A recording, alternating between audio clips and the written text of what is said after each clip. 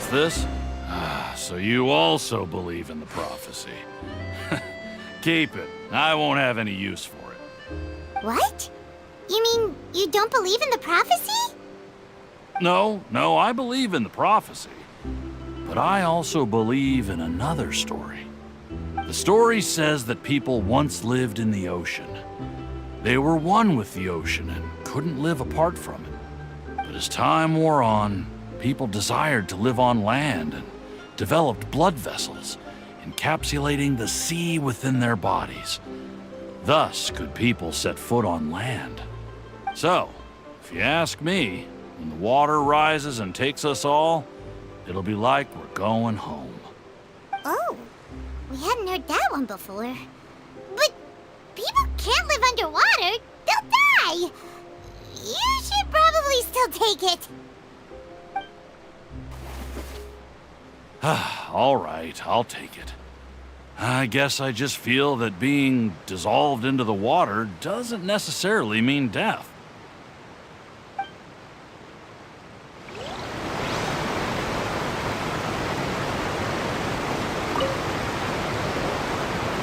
So you're the blonde traveler that everyone's been talking about. My apologies for not recognizing you earlier. Oh, a magic pocket? Seems you really thought of everything. I guess it's better to prepare for the worst and hope for the best. Thanks. Please, also thank the magician on my behalf when you get the chance.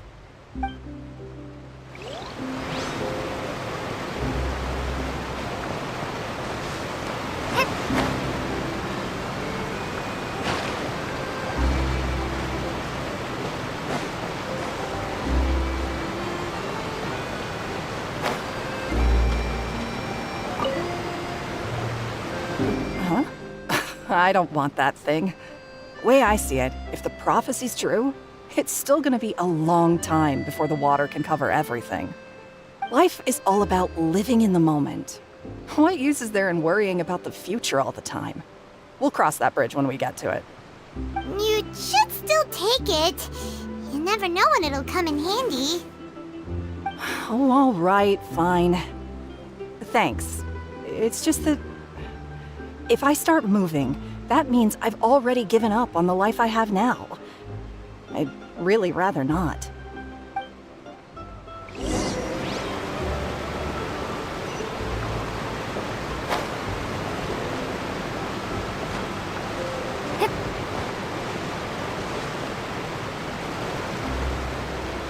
Oh, you already handed out all of the magic pockets? That was fast. So, what did people have to say? I bet you heard some, interesting opinions. Yes, but that will change once disaster strikes. I know they'll change their minds, so it's only right to help them prepare. Is there anything else you need to do before we leave? Yes, one last thing. I have the magic pockets made by a workshop in the court of Fontaine. Since we're out and about, I was thinking about bringing him some more materials. So, you want to collect materials? Just tell us what the materials look like and we'll help. Many hands make light work. Oh, that would be much appreciated. We'll need some Romaritime flowers. I remember seeing them near the waterfront on the east side of the harbor.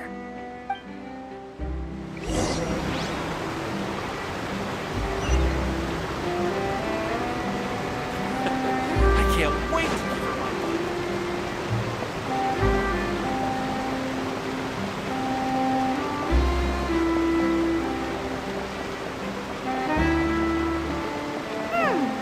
It seems we have to use Hydro to collect Romaritime flowers.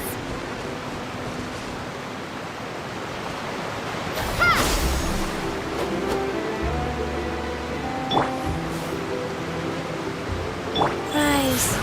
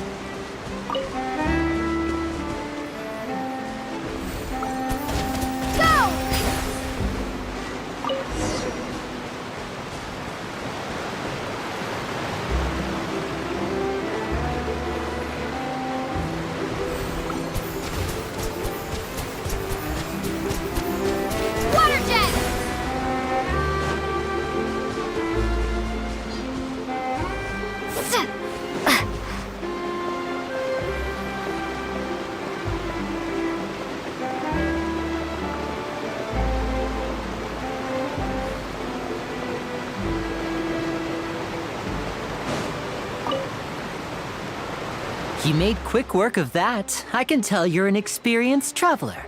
I've also finished collecting a few here. Maybe next time you'll feel like helping too, Lynette. No way. I'm in power-saving mode today. Otherwise, I fear I may not have any energy left for the performance at the Opera House. Fine. Though the performance is still a long way off. Now that we're finished here, we should get ready to head back to the court of Fontaine. So, we're going to the court of Fontaine before we head to the Opera House? Good.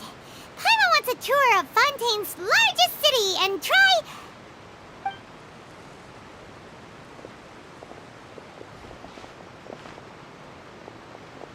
Wait, shh. Have you noticed that person over there? The young girl. Huh? What's wrong with her? Paimon didn't notice anything. She's obviously a thief. Magicians and thieves practice similar methods. We divert attention, and a distracted audience is one that won't discover what you're really doing. Watch her movements carefully.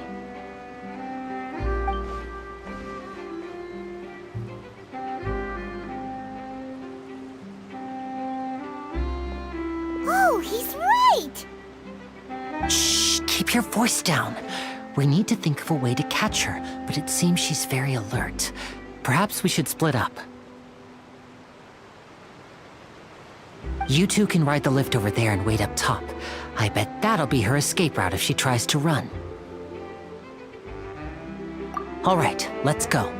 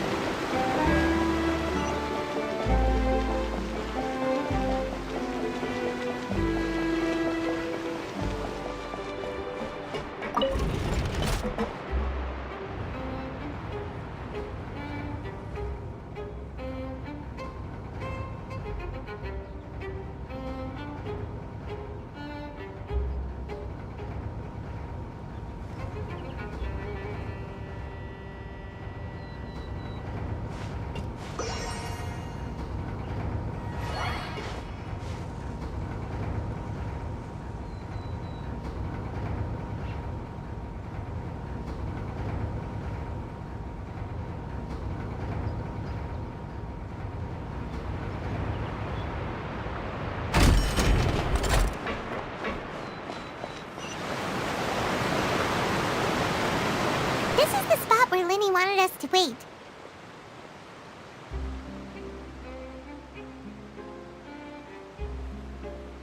Oh, look! Isn't that her?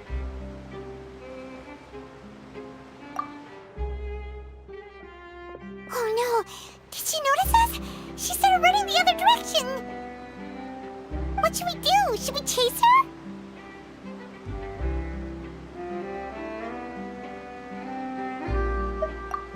You're right. She might also be trying to lure us away.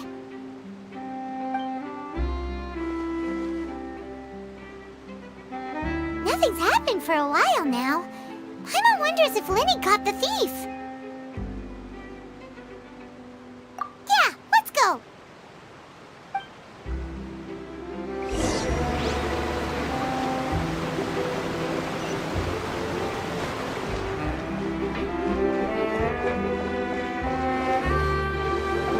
Are you sure that's all she took? You should check to make sure you're not missing anything else. No, that was all. Oh, I can't thank you enough. I didn't notice a thing earlier. Anyway, I should be going now. Thanks again. Oh, were you returning what the thief had stolen? That's right. Pity I wasn't able to catch her. She distracted me by dropping the thing she stole on the ground. By the time I looked back, she was already gone. I saw the general direction she went, but Linny twisted his ankle, and I needed to make sure he was okay. Oh, did you get hurt, Linny? I'll be all right. It's just a twisted ankle, that's all. In fact, it's feeling better already. If you want to play at being a hero, at least try not to get hurt doing it. Imagine what would happen if you managed to derail our performance as a result. You're right. Sorry, Lynette. I have to admit that the thief was even more skilled than I had anticipated. But at least we were able to get the stolen items back, so it wasn't a complete failure. What a slippery little thief! Guess things turned out alright in the end, though. Libby's initiative paid off! All right, let's put this little detour behind us. We should go to the court of Fontaine now.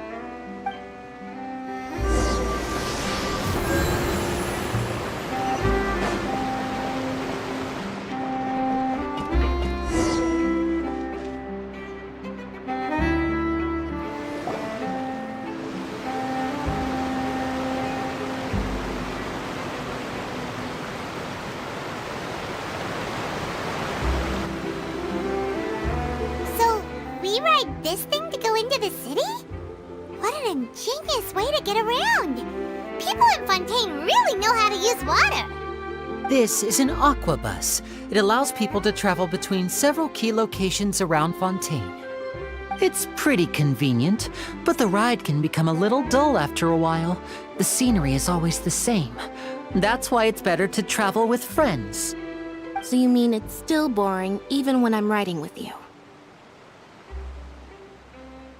No, that's not what I meant. It's just that, well, you don't really talk that much. Besides, it doesn't really feel like a real trip when it's just the two of us. It's the same as being at home. Whatever. Guess that's what it's like to be an older brother. It's about time for us to leave. Let's get on board.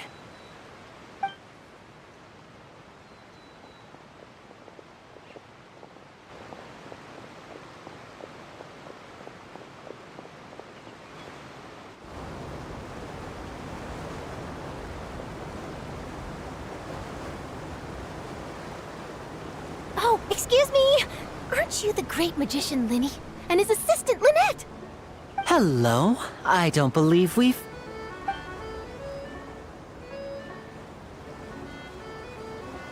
I'm Charlotte, a reporter for the Steambird. Nice to meet you. From the Steambird, huh? We've often relied on your paper to promote our performances. It's an honor to meet you. Wait, could that be the legendary traveler who's been making headline after headline in their journey across Tibet? Amazing! You recognize everybody almost immediately! I wouldn't be much of a reporter if I didn't know who's who, would I? Wow, today must be my day! Who knew I would end up on the same boat as so many VIPs? Could my vision finally be showing me some favor? So, Charlotte, what do you usually report on?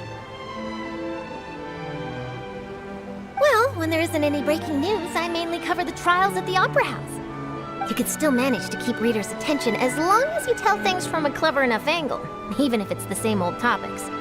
For example, reporting on how a scammer once deceived vulnerable girls into relationships, or how a financial criminal was once so poor that they ate a single piece of bread for 5 days.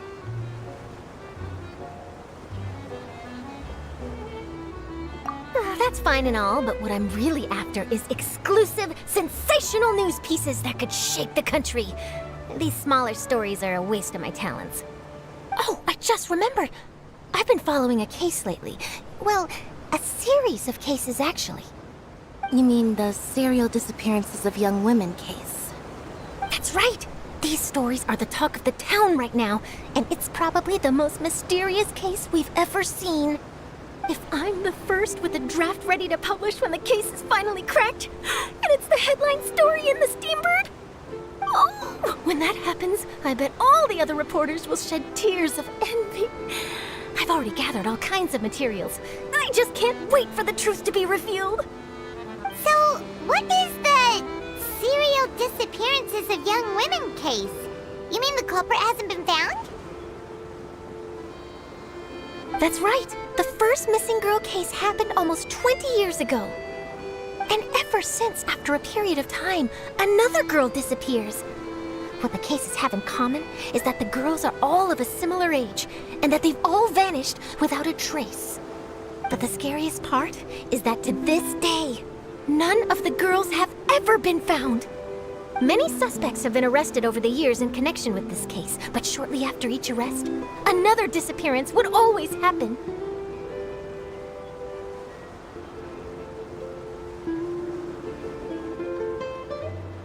Yes, it's possible.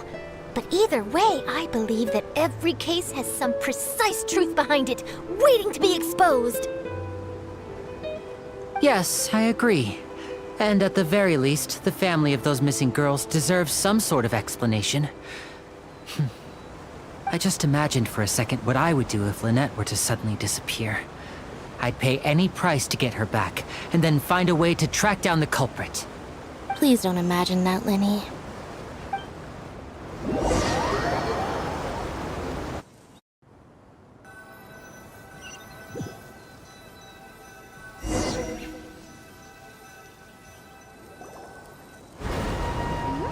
Hey, we're almost there! Look!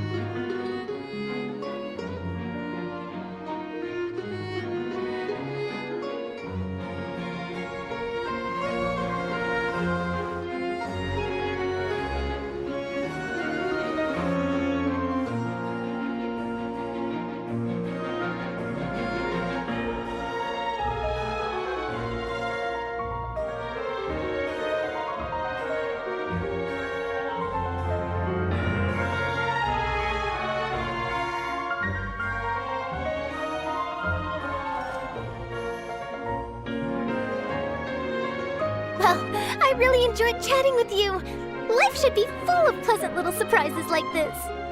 Yeah, us as well. The ride went by too quickly. I have an interview to get to. I should get going before I'm late. Okay, Paimon hopes we can chat again soon, Charlotte.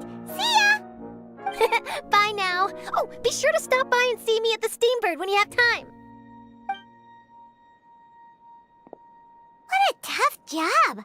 Always running around and interviewing everyone. Well, where should we go now? If you don't mind, how about we stop by my home first? Besides, I still have all the materials we collected. Sure, we wouldn't mind at all. This city is so huge, Paimon wouldn't know where to start anyway.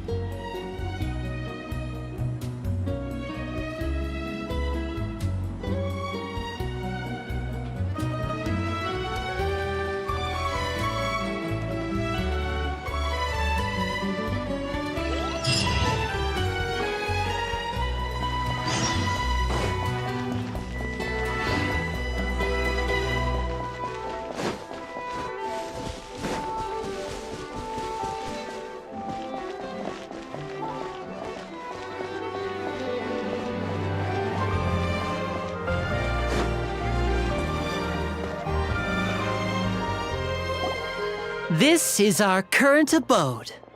Ah, Fremine, you're home. Where did everyone else go?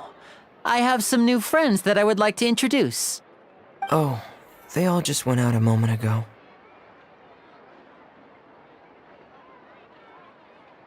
I see. Everyone is getting busier now that Father will be returning soon. I suppose that can't be helped. Allow me to introduce you to my little brother, Fremine. He is a phenomenal diver. Hello. Nice to meet you. Paimon is Paimon, and this is the Traveler. Oh, you I'm very proud to have a diver as a brother, Linny.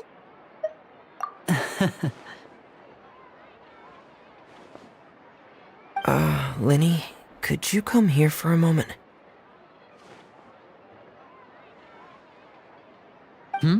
What is it, Fremine? Do you have something to tell me?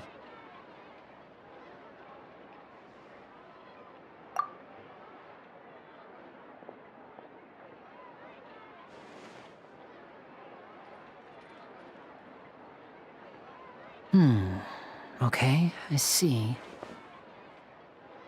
Is everything all right? Oh, it's nothing. We were just discussing a little housework. Sorry for the interruption.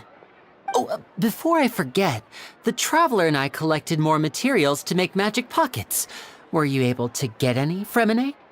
Yes, I went diving and gathered lots of materials. I was about to give them to you. That's our Fremine, always quick with the underwater work. All right, I'll take these to the workshop.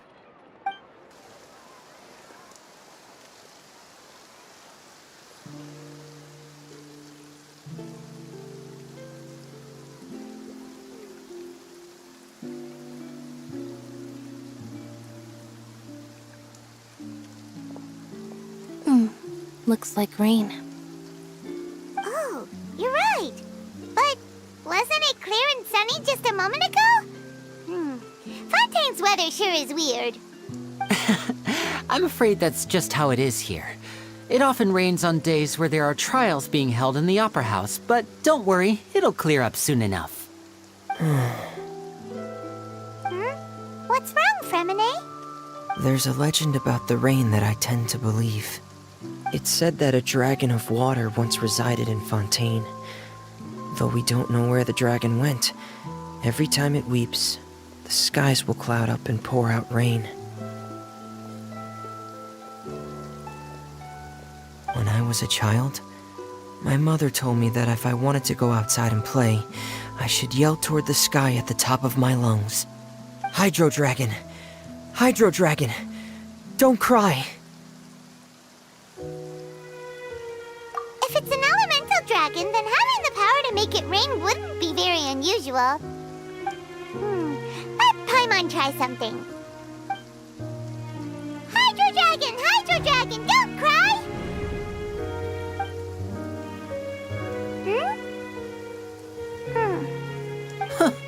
Doesn't seem to be of any use. It is just a legend after all.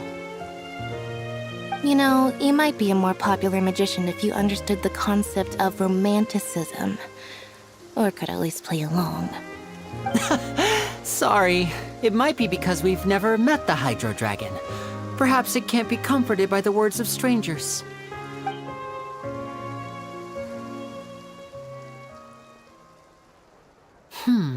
It rained for longer than I suspected.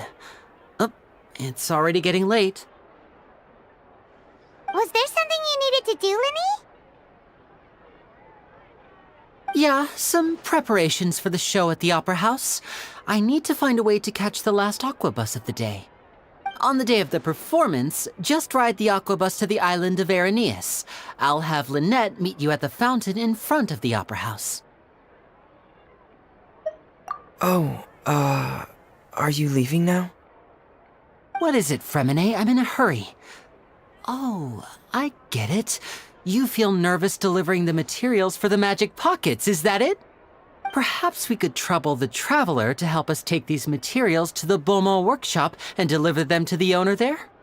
I'm afraid that Fremine can be quite introverted, and the boss there tends to be pretty talkative. Fremine has always been a little afraid of her. No trouble at all. Don't worry, we're on the case. Sorry for the inconvenience. I'm quite useless when it comes to such tasks. I'll think of a way to make it up to you. Oh, no need. This will be a walk in the park for us.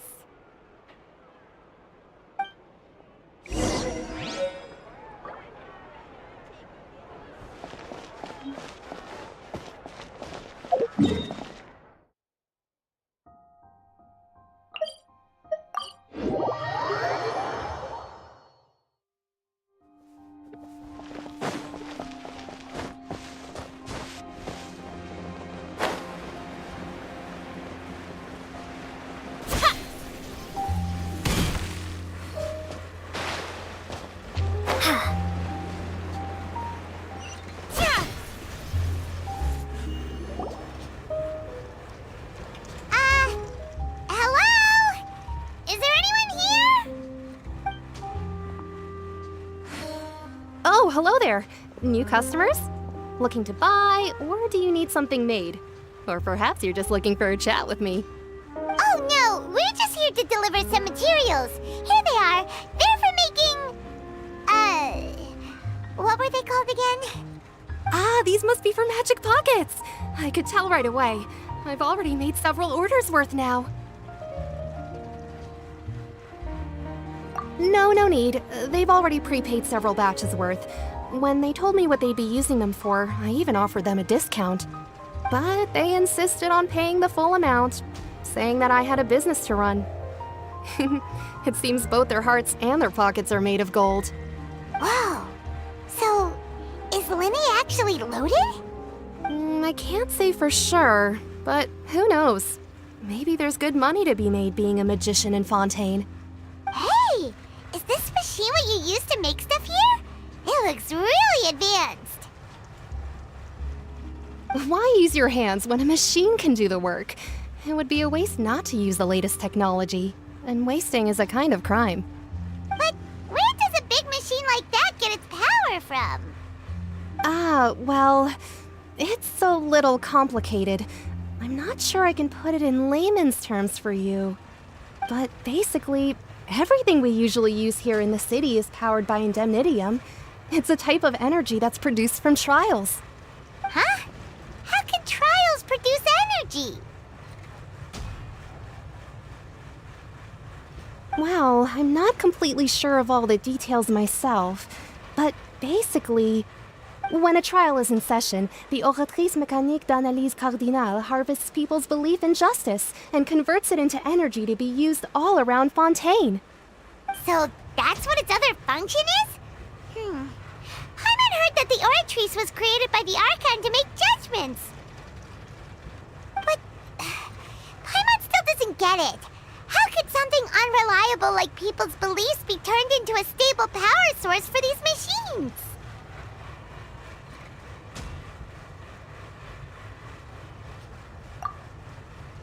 Oh, yeah! So that means the Hydro Archon relies on the machine to take the energy created by belief and turn it into power for all of Fontaine, right? Even though I've never heard anyone really put it that way before, it sounds like it makes sense. Besides indemnitium, we have another type of energy called pneumosia. It isn't produced by the power of the Archon, but it is unstable by nature. Even now, it still cannot be widely used by civilians. I thought I'd find you hard at work, but here you are chatting the day away. Since you're already talking, I'm sure you wouldn't mind a few words with me. You again? Didn't I already promise you that I'd have the more I owe to Confrérie of Cabriere by next month? Why are you hounding me now?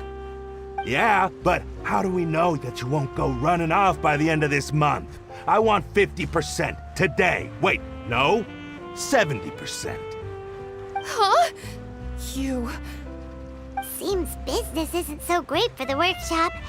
We've already finished our job and delivered the materials. Maybe now's a good time to leave? Hey, hold on! Before you go around trying to collect payments, why don't you settle your own debts first? If Confrérie of Cabriere wants to poach clients from Northland Bank, that's fine. But I'm afraid you still owe the bank a hefty sum of mora. So why don't we work things out between us first, before you get back to your little conversation here? You're from Northland Bank. But we said we'll pay everything we owe next month. Why are you hounding me now? Traveler, Paimon! I didn't think I'd run into you here in Fontaine. What are the chances? We're surprised to see you too! What are you doing here in Fontaine? You didn't want to stay in Snezhnaya? Long story short, I've already been in Fontaine for some time now, and honestly, things have been pretty boring. But it seems that fate brought our paths together today.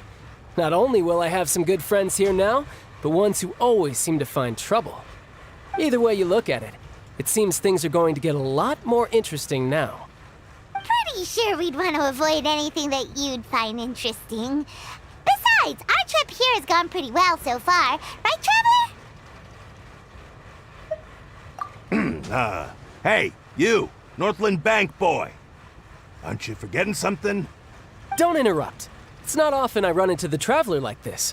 Why don't you wait for me over there for a while? You kidding? Aren't you the one looking for us? You really expect us to sit and twiddle our thumbs while you catch up with your friends? Listen to me, boy. If you want your Mora, fine. Why don't you come and take it? Hey, I just said not to interrupt. Oh, by the way, Traveler, the last time I took Tonya and Tusser ice fishing, Tusser said, Hey! That's way over the line! All right, boys, let's see who has to pay up now! Can you at least let me finish one sentence? Fine. Though the bank told me not to get rough with our clients. You're the ones who started it. This is an act of self-defense. You two will have to be my witnesses, okay? I'm sure this won't take long.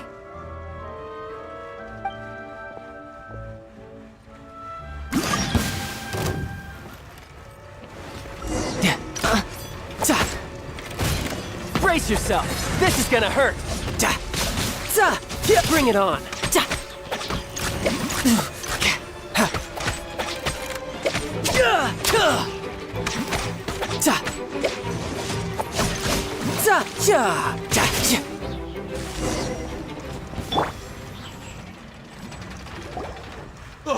What's your deal, Brad? How are you so strong if you're just a staffer from Snezhnaya's Northland Bank? Wait, don't tell me you're... Oh, now you notice. It's a little late, don't you think? Just make sure you understand that you don't mess with Northland Bank. Got it?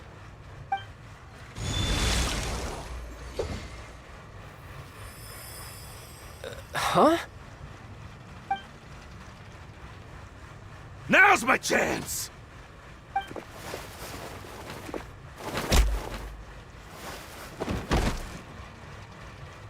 Huh. That was weird.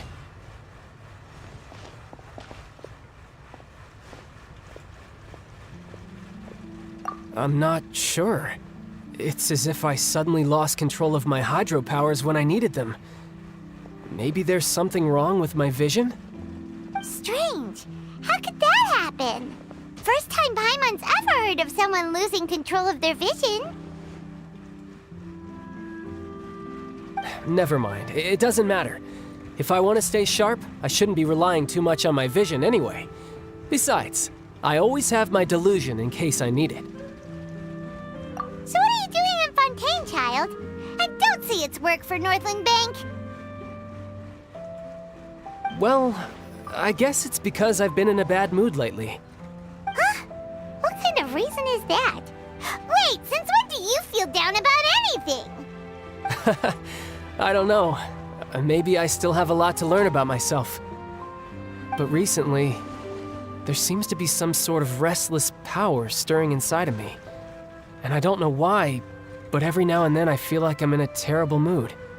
Maybe you losing control of your vision just now is connected with that power you're feeling inside.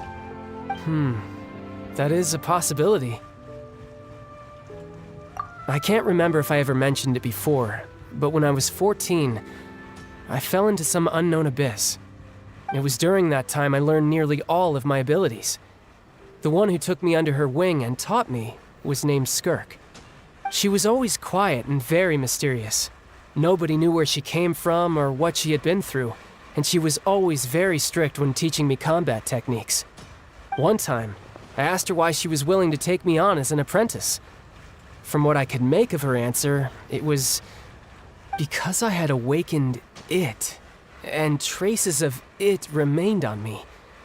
She said that all my combat training would be useful in the future. But what is it?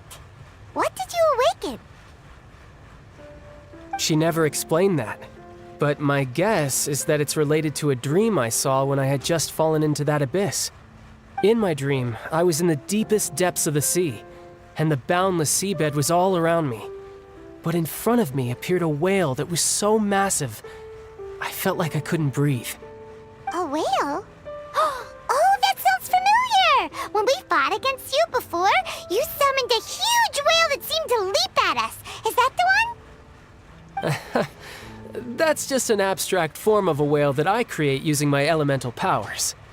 It takes that shape because the scene I dreamt of the whale has always been stuck in my mind. I'll never forget it.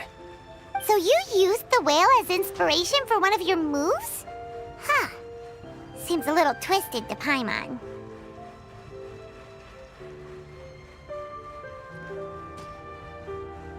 So why don't you just go ask your master? Maybe she knows the answer. You make it sound so easy.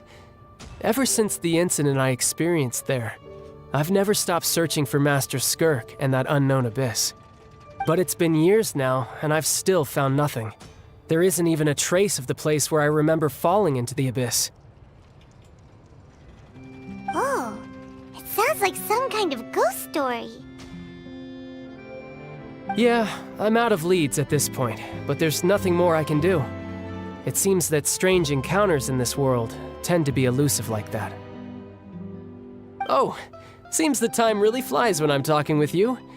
I just remembered I have somewhere else I need to be, so I should get going. What? More work for the Northland Bank? No, it's more of a personal appointment. Lately, I've been sparring with some of Fontaine's official champion duelists whenever I'm feeling bored. Official champion duelists? You mean it's their job to duel?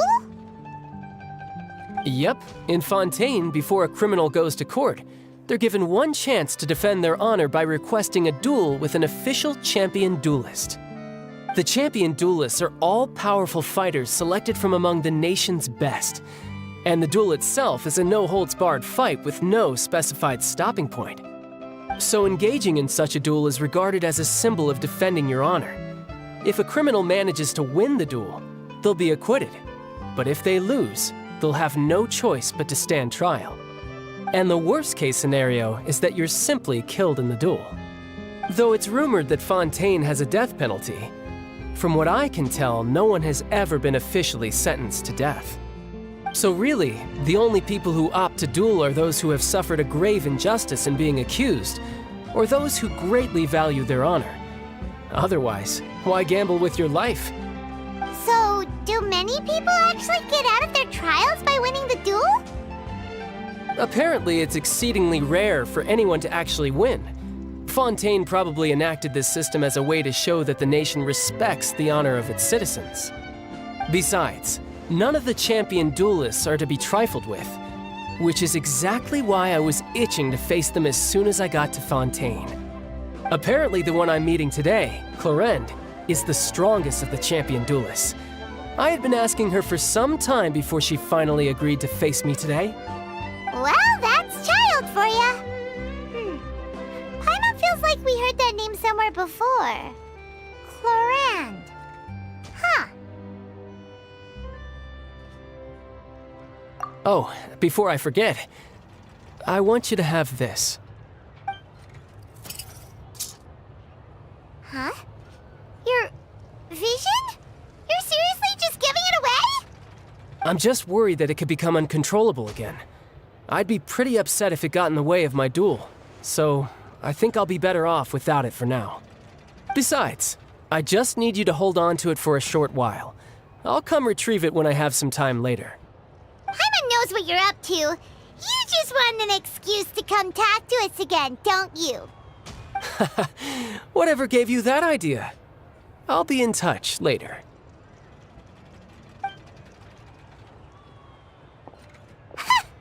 That sneaky guy.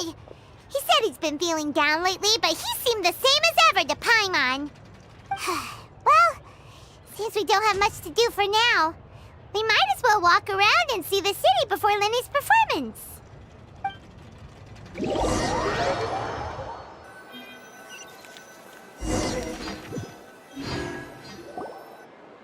Wow! Who could have seen that coming? The reporter who was barely around for most of the story was the murderer all along!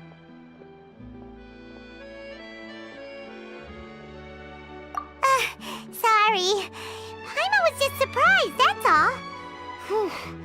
Paimon never saw that twist coming. The murder mystery novels here are amazing!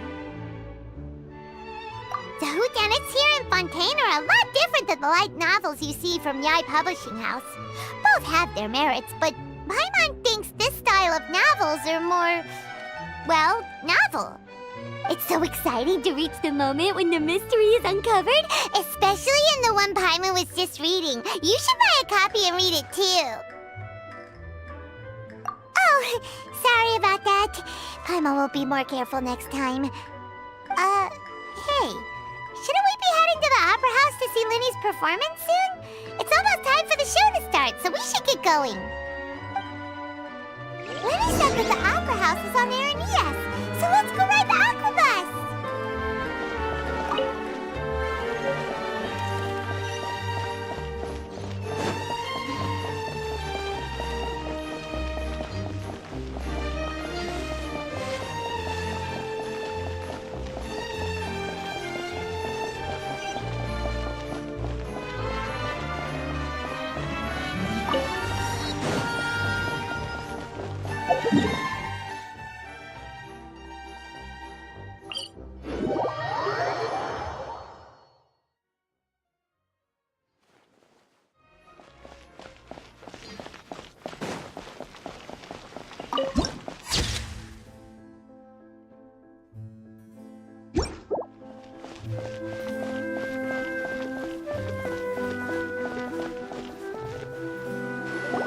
Whoa! Now this is fancy! The Opera Epiclese. What a place to hold a performance! No wonder Linny and Lynette were looking forward to it. Huh. Looks like there's a lot of people standing around the fountain up ahead. O Archon, please bless us with a bright and healthy child. We pray. I don't know why you always feel the need to ask so much. I'll be happy as long as our child is healthy and lives a peaceful life. I guess if they're our kid, then there's no doubt they'll turn out smart. Maybe this is one of the customs in Fontaine. There sure are a lot of couples here. Vache. What's wrong? Vache. Vache.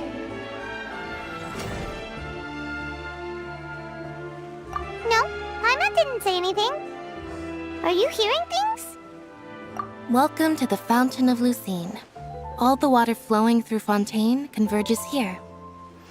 It's customary for newlyweds to come here and wish for children. Ah! Lynette! You scared Paimon! Why did you get here? Lenny asked me to wait here for you, remember? Ah, right. What do you mean? There are a lot of people here right now. Hey, you're not trying to scare Paimon, are you? Besides, it's the middle of the day. It's not the time for eerie things. I see. I might be able to tell you something that could help explain the voice you heard. In fact, you might not be imagining things at all. I suspect that what you heard is a result of your hypersensitivity to the hydro element. Others in my family have had similar experiences. It's because of her sensitivity to the hydro element? But what would hearing a voice have to do with elemental power? When do you cry, Paimon? Wait, what? What does that have to do with anything? Just answer me. When do you cry?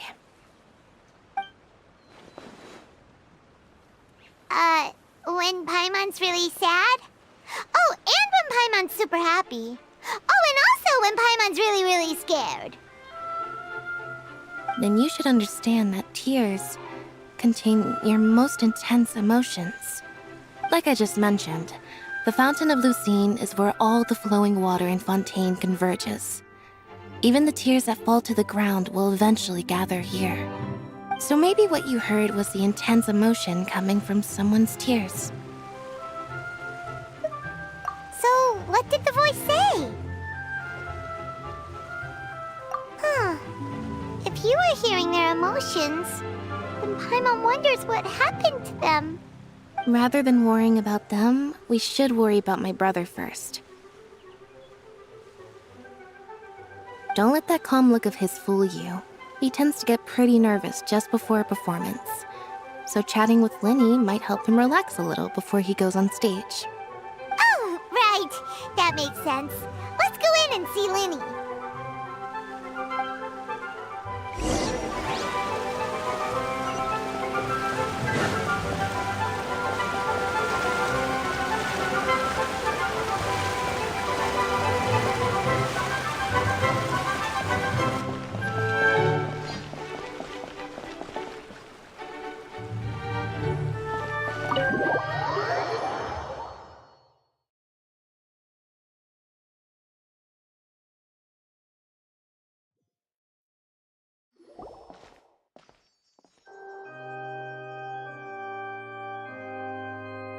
Traveler and Paimon, good to see you.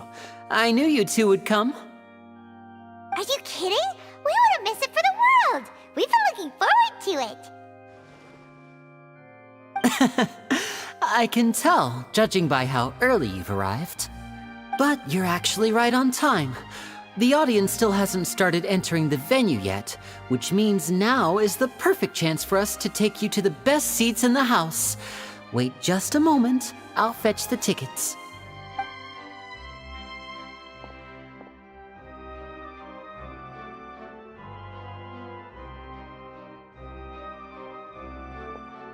The Opera House has assigned seating, so you always have to make reservations. I've already reserved your seats, and here are your tickets. Ooh, front row seats! Thanks, Linny! Don't mention it. There's no need to keep thanking me. Hey, Linny! Could you come over here and take a look at this? Oh, I'll be right there. Seems there's an issue with the stage props over there. That's Cal, my assistant, calling me. I'll go lend him a hand. Yeah, we'll just go to our seats. You go ahead, Linny.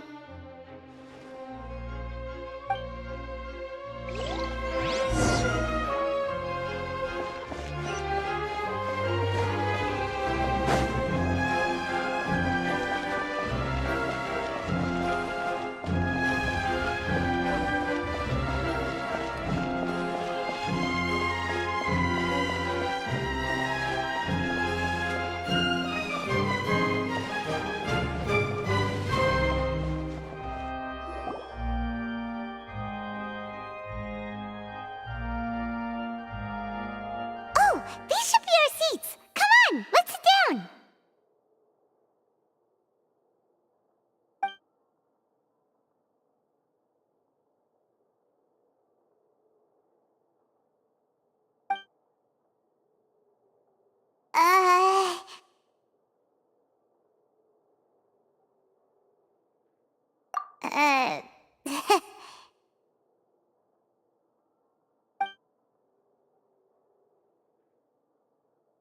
Hey, Traveler.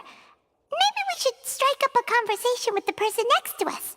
Since we're sitting together and the rest of the place is practically empty still, it's kinda awkward if we don't say anything.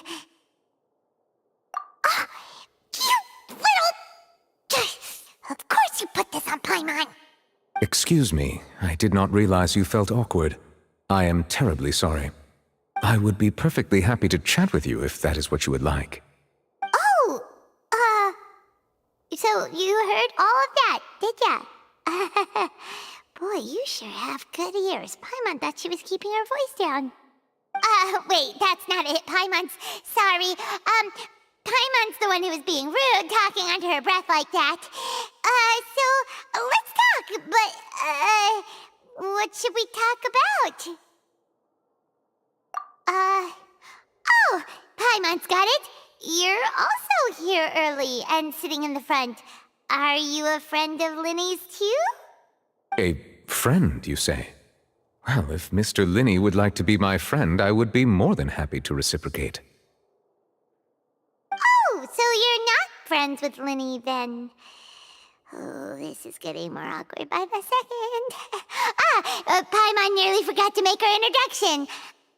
Nice to meet you. Paimon is Paimon, and this is the Traveler. We just arrived in Fontaine. It is an honor to meet you two. I have heard of your deeds across Tevat. And as required by proper etiquette, I will also introduce myself. I am... Oh, Monsieur Nervillet.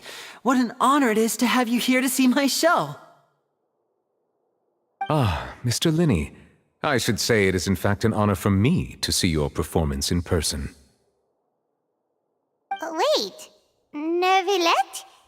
Could he be... I saw you all chatting just now, but it seems you still don't know who Monsieur Nervillet is. Allow me to introduce you to Fontaine's Chief Justice. That seat is always reserved for him. It wouldn't be too much to say that he's the symbol of justice and honesty here in Fontaine. Whoa! Sorry for being so rude just now. Paimon had no idea you were such an important person. No offense taken. Being Chief Justice is merely what I do for work. Nearly every person has their usual reserved seat, so I'm not so special, really. And by the way, I should probably let you know, even though I would prefer not to, there's someone sitting up there in the VIP seats that has been striking a pose for quite a while now. I believe she is trying to give you a most elegant and impressive first impression. So I think you should take notice of her sooner rather than later. Otherwise, she may become flustered.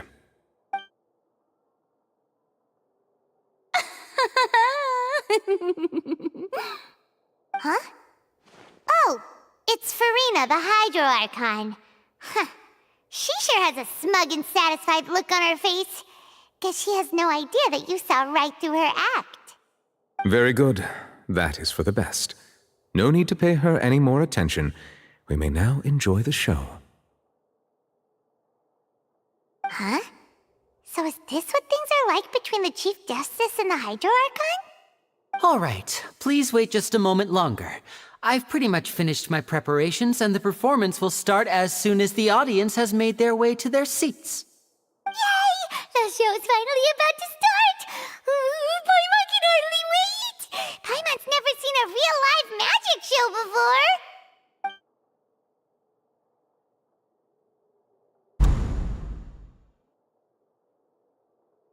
Ooh! They're dimming the lights! The show must be starting!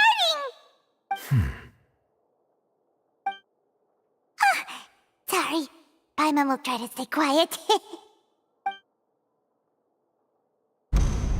Welcome, one and all, to the Opera Epiclese. I am the star of today's show, Linny.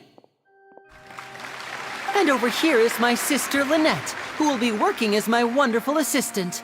Please, let's give her a warm welcome. Hello, everyone. I know she may seem to be a little sleepy right now, but that's just a sign that she's nervous. Whatever. Now, some of you may be thinking, two vision holders who can freely manipulate elemental powers performing magic is not true magic at all. So, I would like to take a moment to assure you that elemental powers will have nothing to do with what you will witness on the stage today.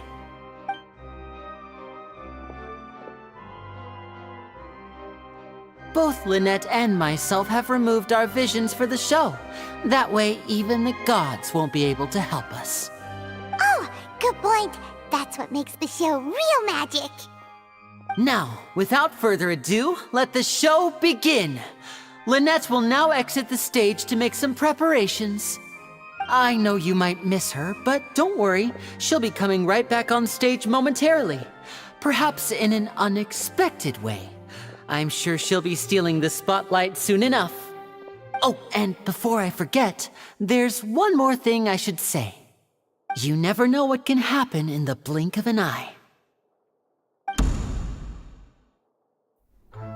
A magician's greatest skill is making things disappear or appear. The possibilities are endless.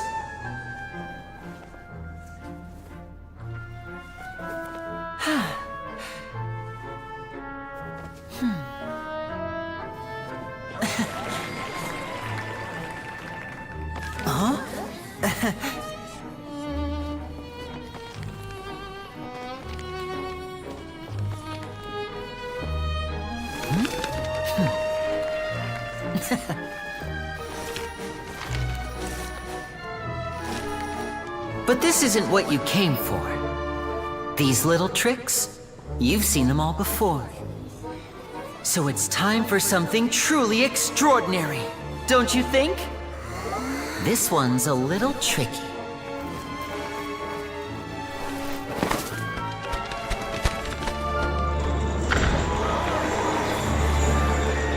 Using this water tank, I shall make my sister vanish completely, right before your very eyes.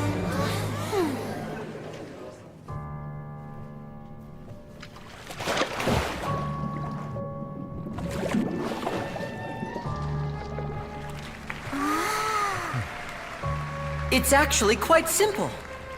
She'll just turn into air bubbles and float right out of the top.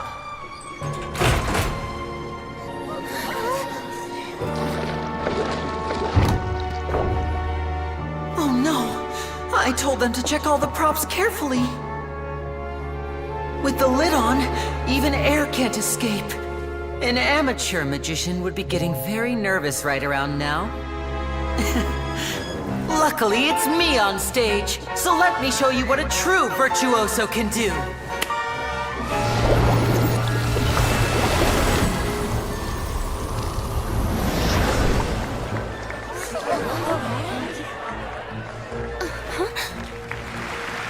Lynette, are you still there? Don't go too far. We don't want to use up all our magic. Hi, I'm back. Uh-huh.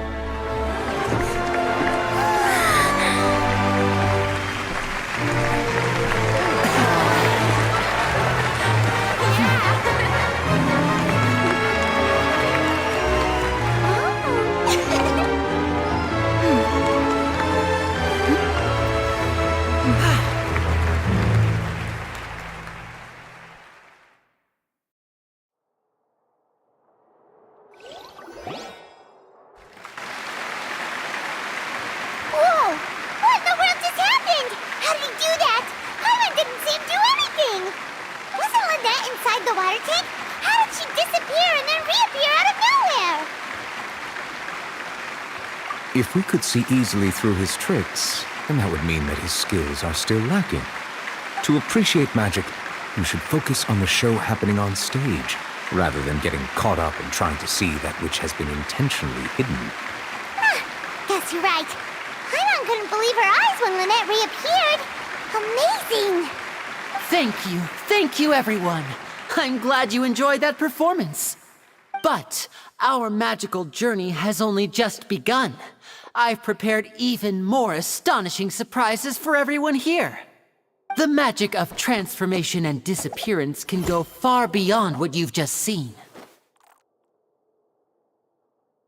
I'm sure many of you are thinking that escaping the water tank was impressive enough, but Lynette is still my assistant after all. In which case, I have ample time to make all necessary preparations. So, for my next trick, I will require the participation of one lucky audience member. Please, if my assistants could bring out the magical boxes now. There are 2 boxes, and only 2 boxes. One is here, and one is there in the aisle among the audience. I'm sure many of our clever audience members have already guessed our next magic trick. A swap! Our lucky audience member and I will each enter a magic box. After 1 minute, we will each emerge from the opposite box. Now please, everyone pay very close attention to the box you see here. Don't give me any chance to make a move. Wow! How's he gonna do this? Hey, do you think this is all magic tricks, or does Lenny have actual superpowers? The lucky audience member will be generated by this random number selector. It selects numbers entirely at random. Even I don't know who will be chosen to participate. Now then, let's begin. Let me see. Oh, row 7, seat 3. Congratulations! You now have the chance to experience magic firsthand for an entire minute. Please, come forward. My assistant will take you beside the magic box. I'm sorry, it might be a little cramped inside, but no need to feel nervous. We've carefully arranged everything for you to be as comfortable as possible. You don't need to do anything, but no matter what strange things may happen, don't come out of the box. If the magic is interrupted, who knows where you might end up? You might even find yourself in the Fortress of Meropide. Oh, okay. All right. Before I enter the magic box, there is one more thing I need to ask the audience to do. Could you all give me a countdown? Like this. 60, 59, 58. Just keep counting down. You can go a little faster or slower if you like. I won't be able to see anything in the pitch black box, so I'll be relying on your voices to know when time is up. Oh, and no tricks now. If you quickly count from 60 in just 30 seconds, then I'll be in a tough spot. Ooh! Paimon kinda wants to count faster after hearing him say that! No, that won't do. I can see it in your eyes. You still can't be trusted. Let's practice together. Come on, repeat after me. 60, 59, 58. 60, 59, 58! That's right, perfect. Keep it going. All right, I'll see you all on the other side once you've finished counting.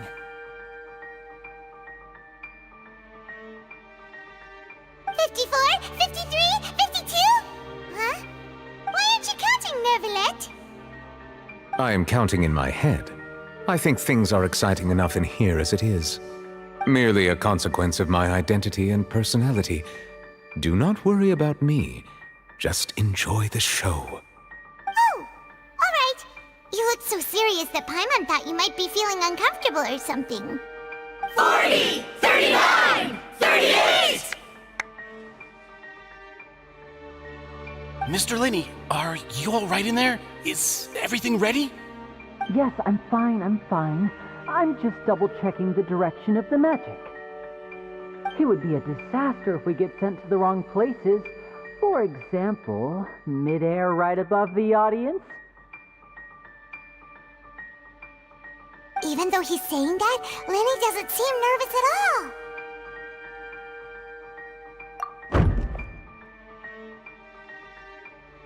Ah! What was that noise? Did you hear it too? Not sure. Anyway, it doesn't seem like anyone's worried about it. 25! 24! 23! What's wrong, Mr. Linney? I can still hear you moving in there. I seem to have accidentally knocked over a decoration. I'm trying to fix it, but it's pitch black in here. I can't tell left from right. Never mind the decorations. There's no time for that. The show is what's important. No, that's unacceptable. I want my show to be perfect. Don't worry, we still have 20 seconds. Hear them counting? 19! 18! 17! It seems things aren't quite going as planned. I apologize, everyone. It feels like you're all starting to count faster, but that's all right. I know it can be tiring to do such a long countdown. 10 seconds and change is still plenty of time. 10! Almost there now. 8! Swapping two people is harder work than you might think. Even a master magician like me can't guarantee I'll get it right the first time. Hey, wait! Is this the back one? I can't tell. They both look the same inside. Huh? Nope, that's not it. I'll try again. 7! Hey, slow down! Honestly! 5! 4! 3! Whoops! That doesn't count! 0!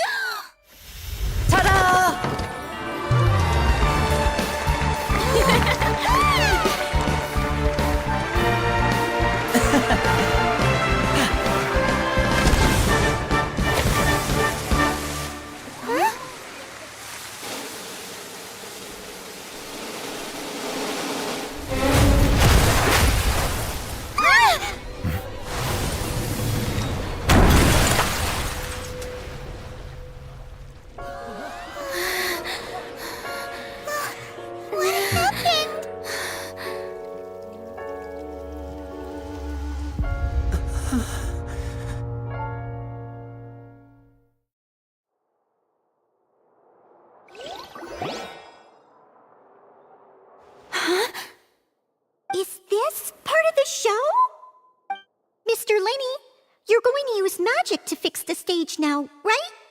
What happened?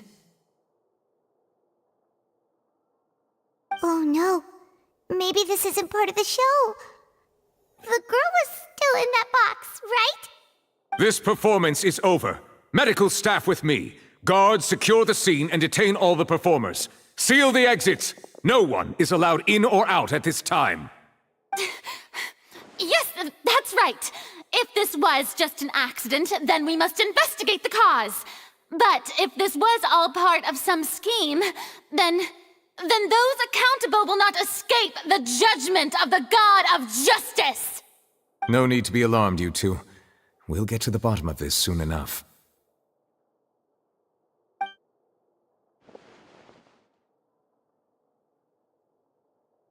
Unfortunately, the person who is in the magic box has been pronounced dead. His name was Cowell, one of the assistants in Linny's magic troupe. Apparently, the fireworks on stage ignited the ropes that were suspending the water tank, which then caused the tank to fall onto the stage. As of now, we are still not sure why we found Cowell in the box, rather than the guest from the audience. And after an initial search of the area, the guards have confirmed that the girl is nowhere to be found. It appears that this incident was not merely some mishap with the performance. And there are many indications that it is connected with the case of the serial disappearances of young women. The serial disappearances case? That's the case that Charlotte mentioned before!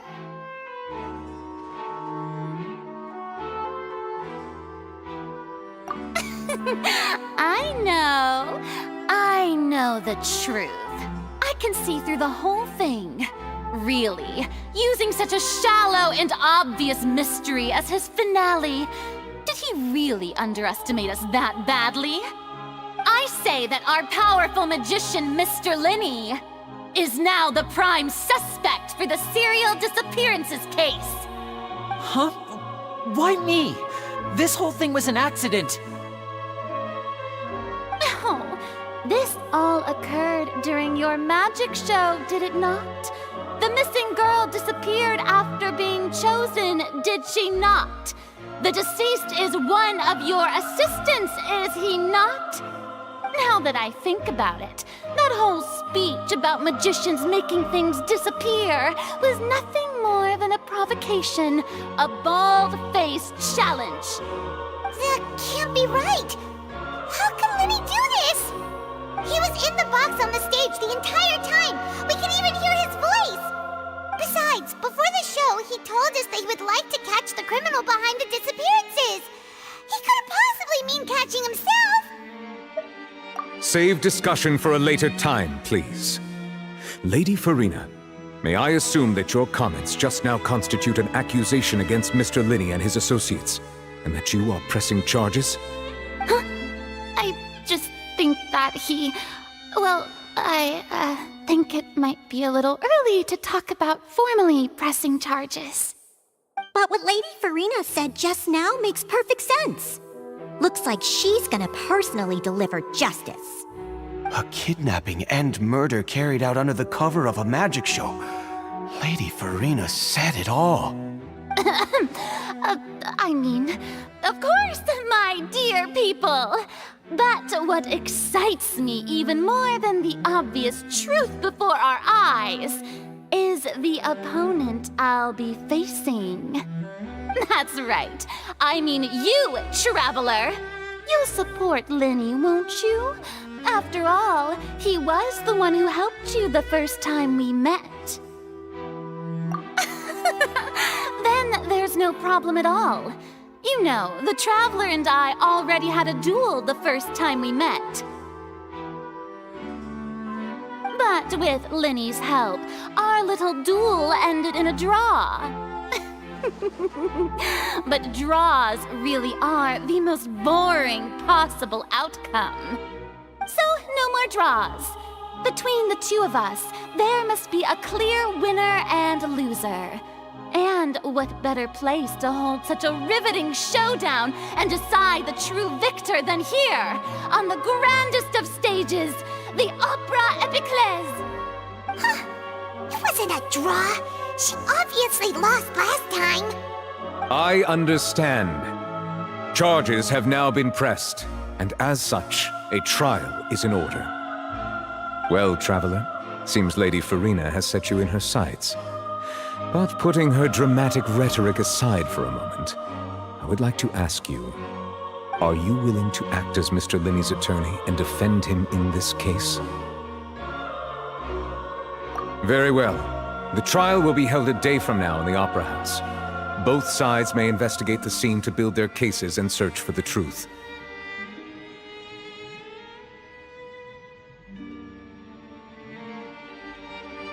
Linney and his troupe are all potential suspects and shall remain within the Opera House. The audience may begin to leave in an orderly fashion once they have been cleared by the guards. A day isn't that long. Let's see what kind of case this big-shot outlander can build in such a short amount of time. I'm really quite looking forward to hearing it.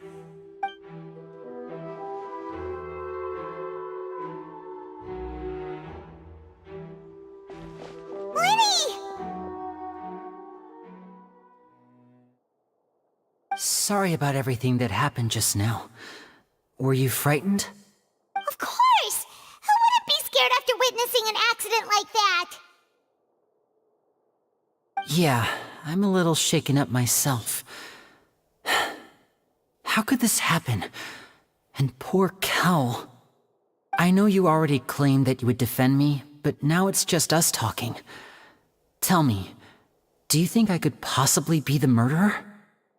Good to hear. Thank you so much for trusting me.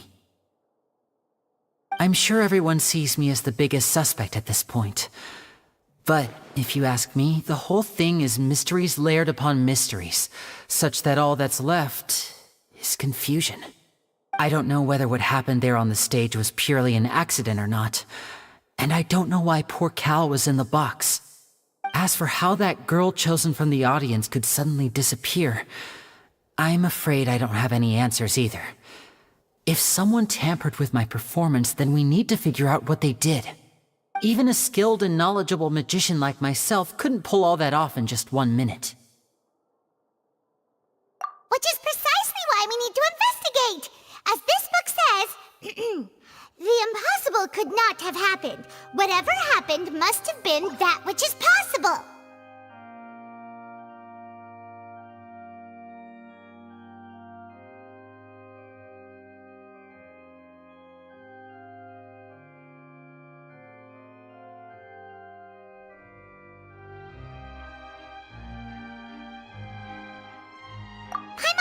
When we were reading at the bookshop in the city earlier. Pretty cool, huh? Don't worry, Paimon used her own savings to buy them. It wasn't from our travel funds. I think they look cute on you, Paimon. You have good taste, Lynette! That's the right attitude. Feeling depressed isn't going to help me now. I need to get back to my normal self. But with the guards watching our every move, it's going to be especially difficult for Lynette and I to prove our own innocence. Good thing you agreed to be our attorneys. Thanks for that. We'll be counting on you. Yes, thank you so much. Yeah, just leave it to us. Oh, since we're going to start investigating, Paimon has a question first. Where did Lynette go during the performance? Ah, well, I'm afraid that would involve some of our essential trade secrets as magicians. The secrets behind our magic are past saving, Linny. I suppose you're right. The truth behind our tricks is going to be important evidence that will be weighted during the trial. 'Tis truly a pity. As a magician, our magic show is a work of art. We've poured countless hours and spared no effort in perfecting it. But if revealing our secrets will help you uncover the truth behind what happened, then it will be well worth it. We should go somewhere else if we're going to discuss our magic tricks. We'll go speak with the guards, and in the meantime, you can go investigate the stage and the seating areas. Alright, let's go have a look while the investigation teams are still here. Detective Paimon is on the case!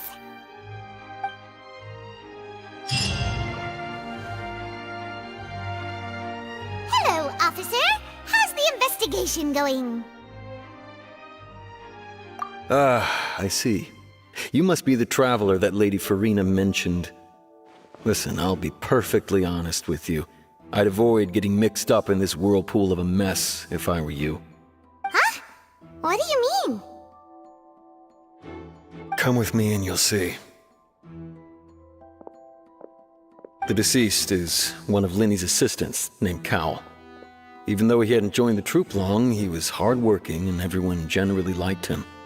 The assistants are usually in charge of setting up and inspecting the props, as well as assisting with the show and keeping the crowd engaged. As you probably saw when you were in the audience, the water tank suddenly fell and smashed the box with Cowl inside it. This is the real mystery. We've already searched the scene and were unable to find any traces of the girl.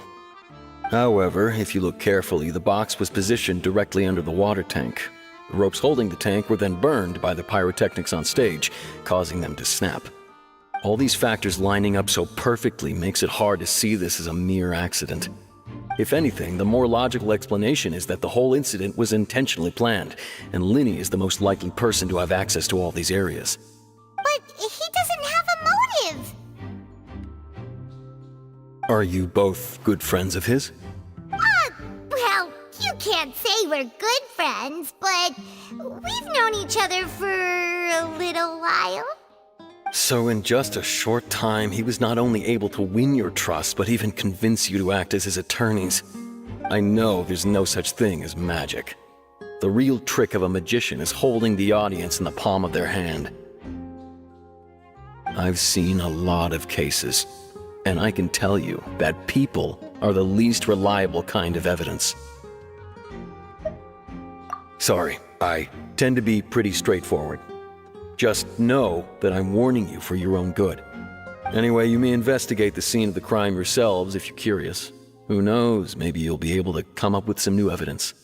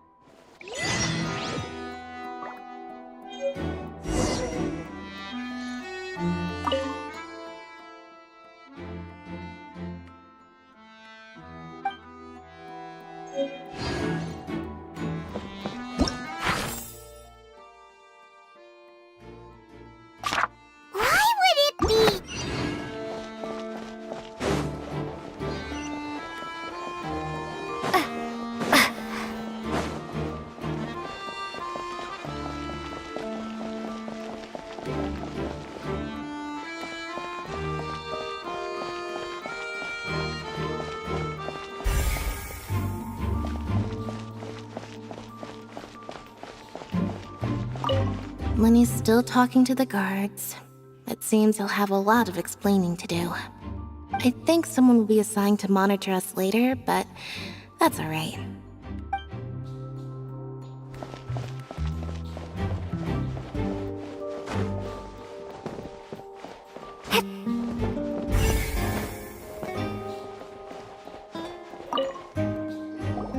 I see that you're investigating the area.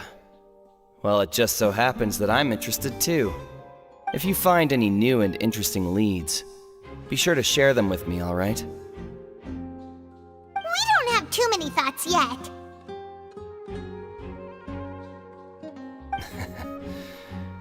Then why don't I tell you my hypothesis first? The way I see it.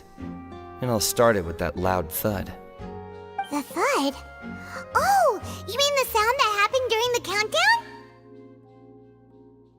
Yes, exactly. It wasn't terribly loud, but I suspect that most people heard it. It's just that everyone was awaiting the results of Linny's trick with bated breath, so no one paid it much mind. But now that the incident has happened, the thud has become an important clue. That makes sense. So, what do you make of it? I'm of the opinion that it may have been the sound of Linny's accomplice, Lynette perhaps, jumping atop the water tank or something like that. And when the pyrotechnics went off, she cut the rope, sending the water tank crashing down. Wait, wasn't the noise we heard too loud for that? Perhaps the balance wasn't right, leading to a particularly rough landing. Oh, that's true. I suppose I must reconsider. That does remind Paimon, though. What was with that sound?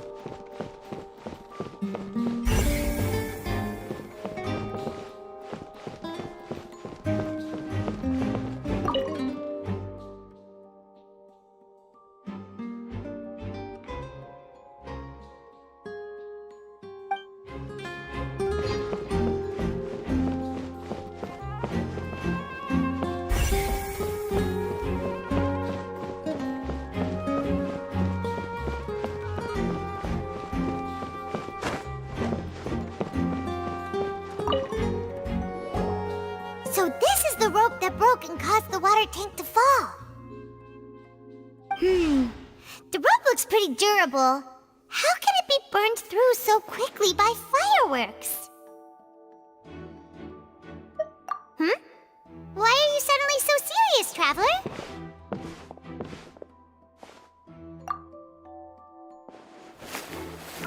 Whoa! Look! This bit is made from different material! Most of it was burned away, but there's still a little bit of it left. So if a rope meant to hold something was made with that kind of material in it, then that means... Wait! Why don't you write all this down? Let's take notes!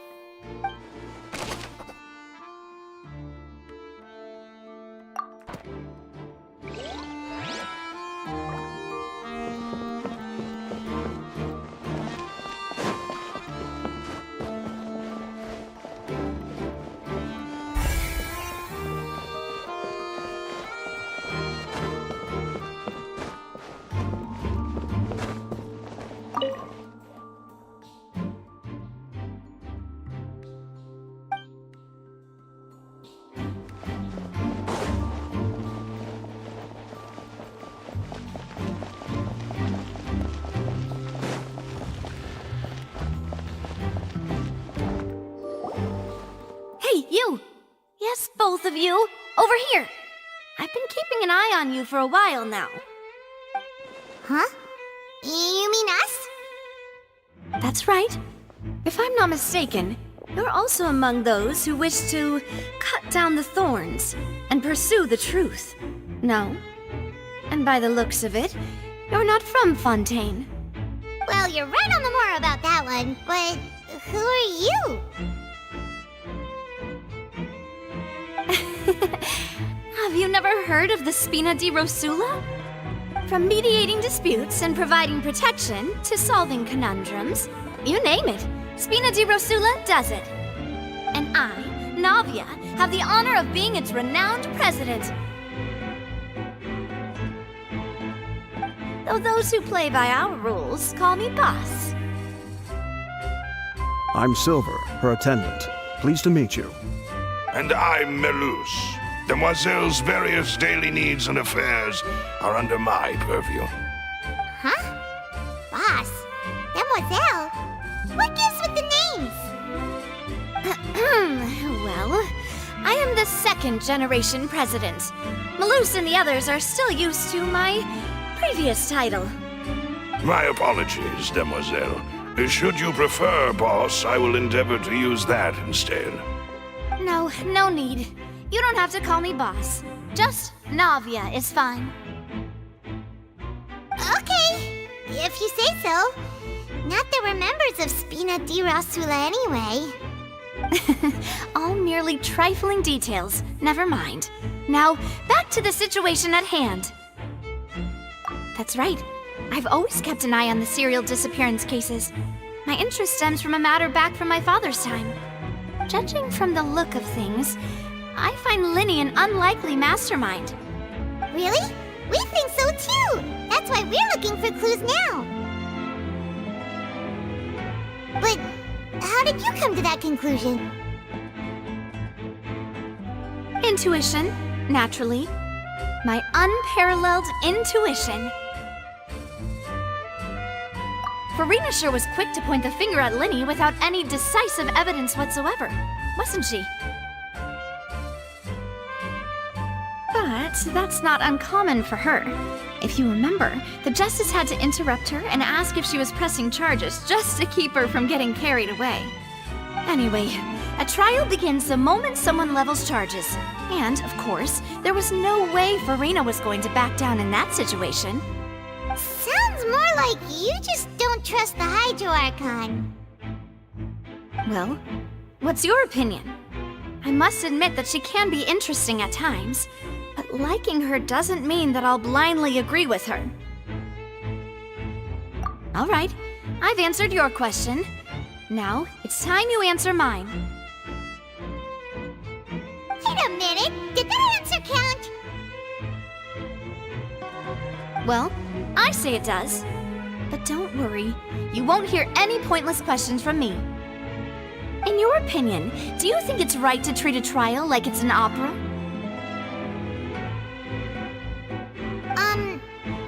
Well? And why would that be?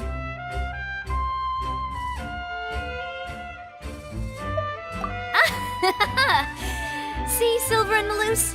I told you they'd be different. Most astute of you, demoiselle. I too think that the traveler's response was most excellent. No matter how wonderful the script or how fervent the audience's expectations may be, the trials that go on stage here must be based in fact. And if that can be done, boss, then... All right, that's quite enough, Maloose. Anyway, I like your answer. You pass with flying colors. Now, I need to make some preparations, following which our joint investigation shall commence. You two shall be my assistants. Wait! Since when did we become assistants?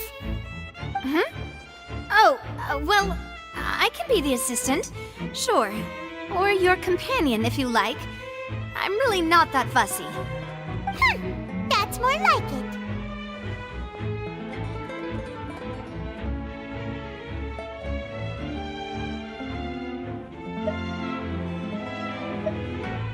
Far be it from me to brag, but I believe that Demoiselle's intuition will be instrumental in uncovering the truth. You wish to save a friend from false accusations, and we wish to unravel the disappearances. In this sense, our goals are aligned. You have a point. You're quite the talker, aren't you, mister? And what about you over there? What do you think? You seem like you've got something on your mind. I have nothing to add. Oh, alrighty then. We'll be making some preparations first. Just be sure to let us know if they start revealing Linny's tricks. Thanks!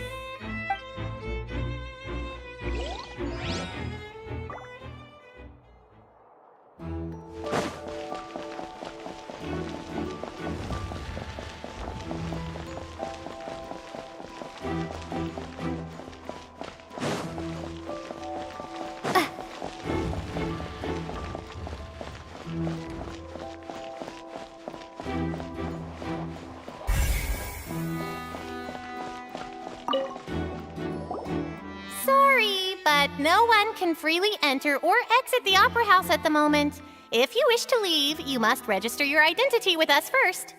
No, we're not leaving. We're representing Linny and Lynette as attorneys, so we're investigating the case. Were you always guarding this entrance?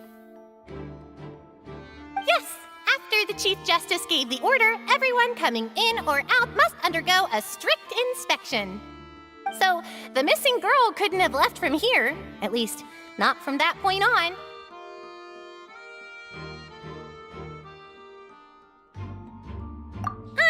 doubt there was much opportunity then, either. How can you be so sure, Well, because I was in charge of security near the entrance at that time. I couldn't see Linny's performance from here, which was quite a shame. Just my luck.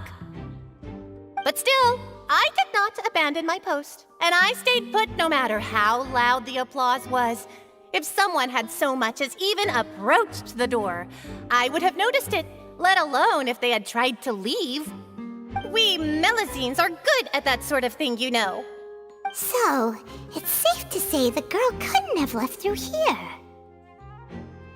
Alright, thank you for your help. This'll be useful info.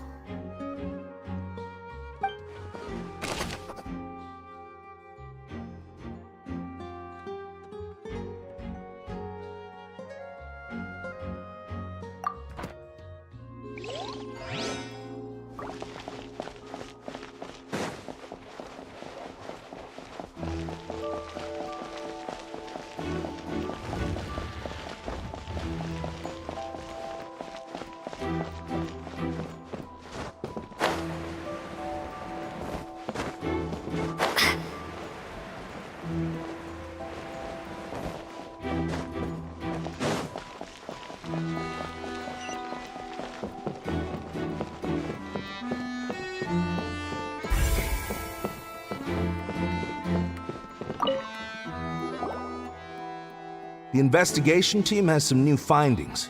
Turns out there's an issue with the random number selector after all. See, I told you. What if the machine picked some big guy's seat?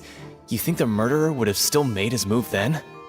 Sorry to interrupt, but we're helping Linny and Lynette with their side of the investigation. What were you saying about the number selector? There's something wrong with it? You're trying to help them? That'll be a tall order. Linny used the machine to pick a random member of the audience during his performance, right? The lucky girl that later disappeared. Well, we thought there might be a serious problem with the machine, so we had it taken away for further inspection. It turns out that the seat number it picked wasn't random at all. The machine picks that same number every time. I'm sure you already know that you have to make a reservation in advance to get a seat, regardless of whether it's a trial or some performance. In other words, Linny knew who would be sitting where from the very beginning. That much checks out. Linny reserved our seats for us too. Bet you see why I was saying it'd be tough to make a case for Linny. Even though it's bad for Linny's case, Paimon had better write it down.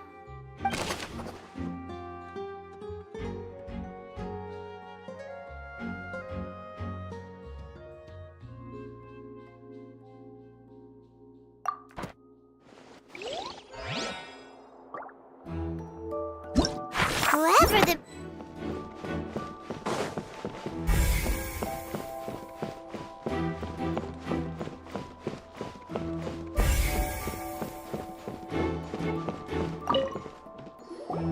Hello there! What are you investigating? Oh, this location has also been cordoned off because the Magic Troop members are currently considered prime suspects.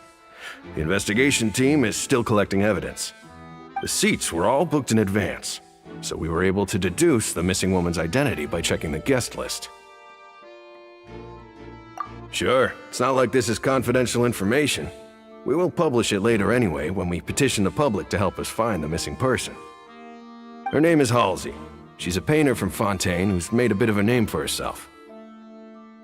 Apparently, she wasn't a regular at the Opera House, but she'd been feeling some pressure with her work lately, which made her decide to come see the magic show.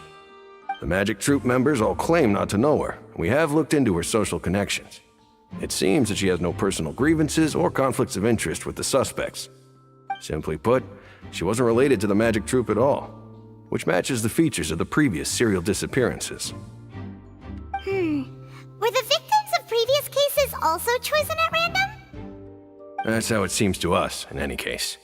Apart from the fact that they were all young women of around the same age range, there really weren't any other connections between them. Okay then. No need to be so formal. If you do happen to see the missing girl, please be sure to contact us. It is of utmost importance that we get to the bottom of these disappearances.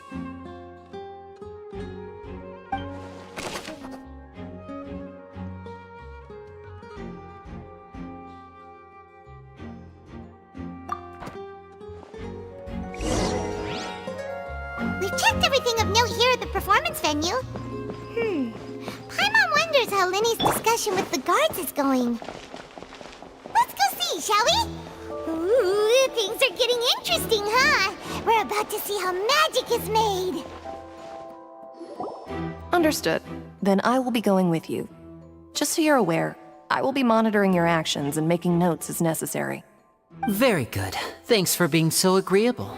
I'd pull a rose out of my hat as a gift for you if I could. You may spare the pleasantries. I'm just doing my job. You've arrived. Who's this? Me? I'm Spina di Rosula's guardian angel. If you've got a problem, I've got the firepower. Sorry, I got a little carried away there. Call me Navia. I'm a partner of theirs, and will be helping investigate this whole situation. And these are my companions. Would you mind if they join as well? Fine by me. Oh, new helpers? I would be most grateful. Well, let's just say we're tagging along. It's not every day you get to see the secrets behind magic performed on such a large scale. I appreciate your kind interest. Come with me. We'll be heading below stage. Huh? Below stage? Yes, a world of secrets is hidden beneath this magic box, prepared specifically for this switcheroo trick. But before I reveal everything, you should have a look first. Notice anything strange here?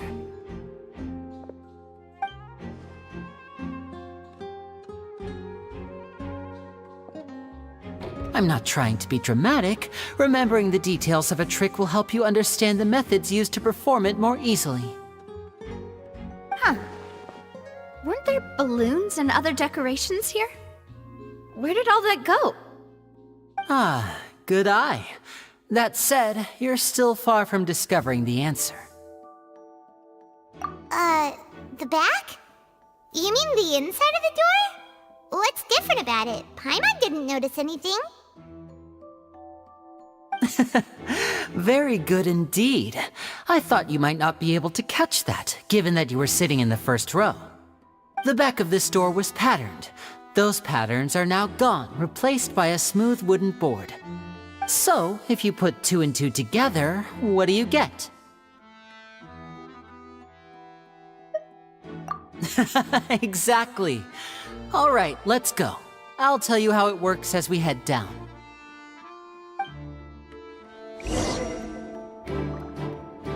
Oh, so there was a passageway under the magic box! I knew you'd figure out most of it as soon as you saw this place. The 2 magic boxes are positioned right above the 2 entrances of the tunnel. See this flatbed trolley? The box with the lucky audience member in it would be shuttled over to the other side using the trolley. This trolley can raise and lower and even rotate, ensuring that the box will face in the right direction. I see.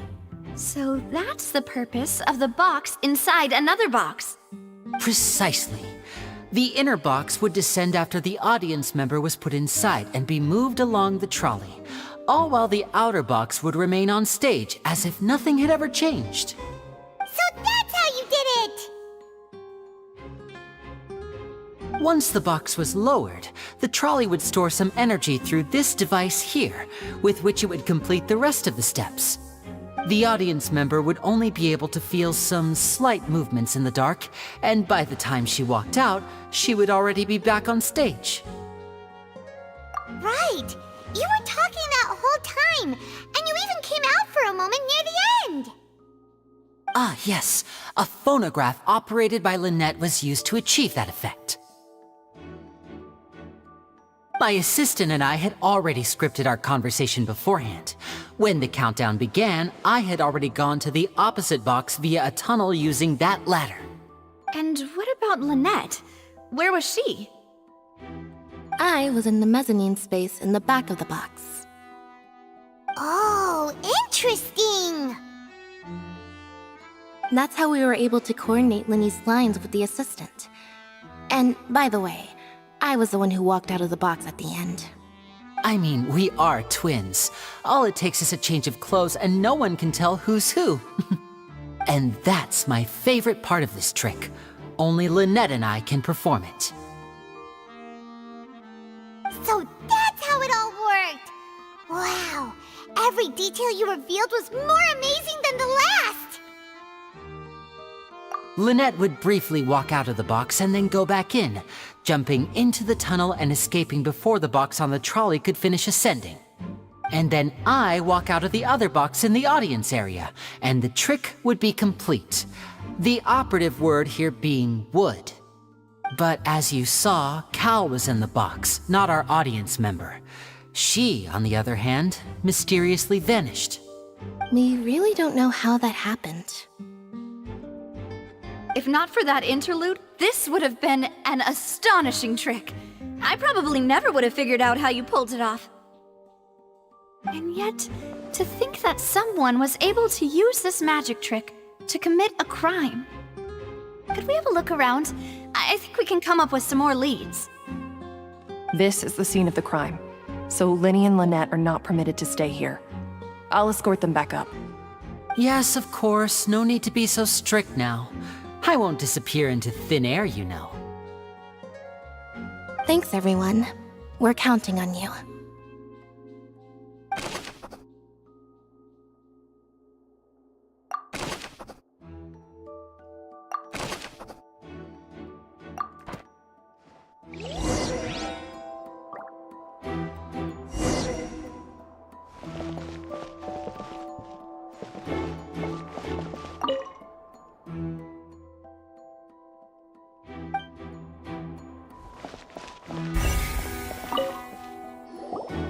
The floor is wet. Please be careful not to slip.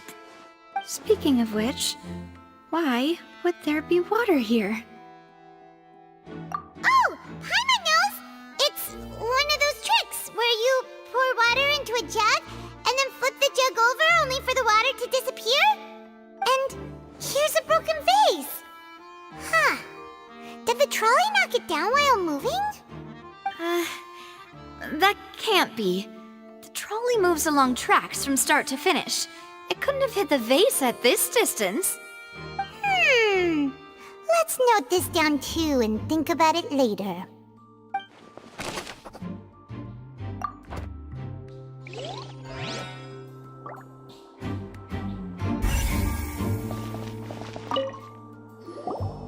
Oh, these are the clothes that the lady chosen from the audience was wearing, right? Her clothes are here, but she's nowhere to be found.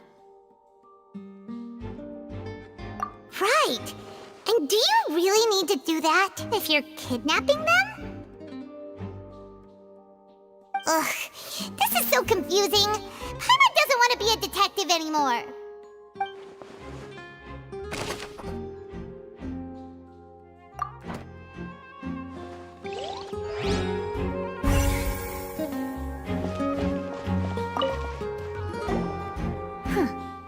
What's this? Looks like a hook tied to the end of a rope. Huh? There's all kinds of odds and ends here. Perhaps it was a prop for a different trick. But why would it have been left here? Whatever it is, let's make a note of it first.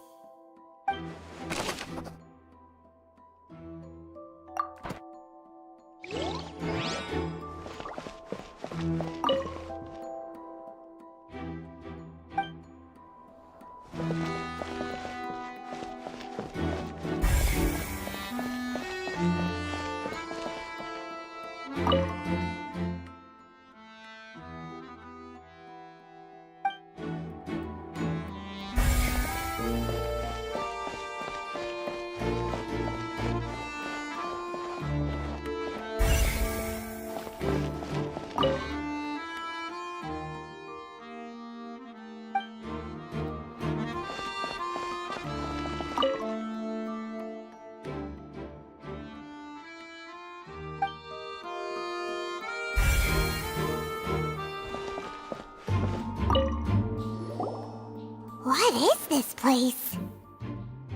It seems someone could fit through here. Huh. Could this have been the suspect's escape route? Alone, perhaps. But if they had to pull another person with them, the space would be too narrow. But there are no other ways in or out of here. Oh, you're right! Let Paimon write that down.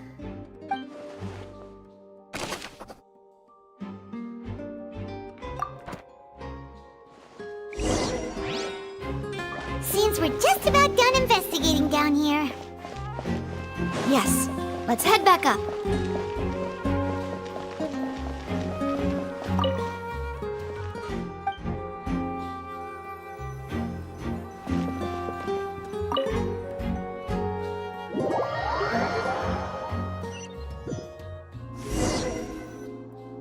Well, we've ascertained the state of the crime scene.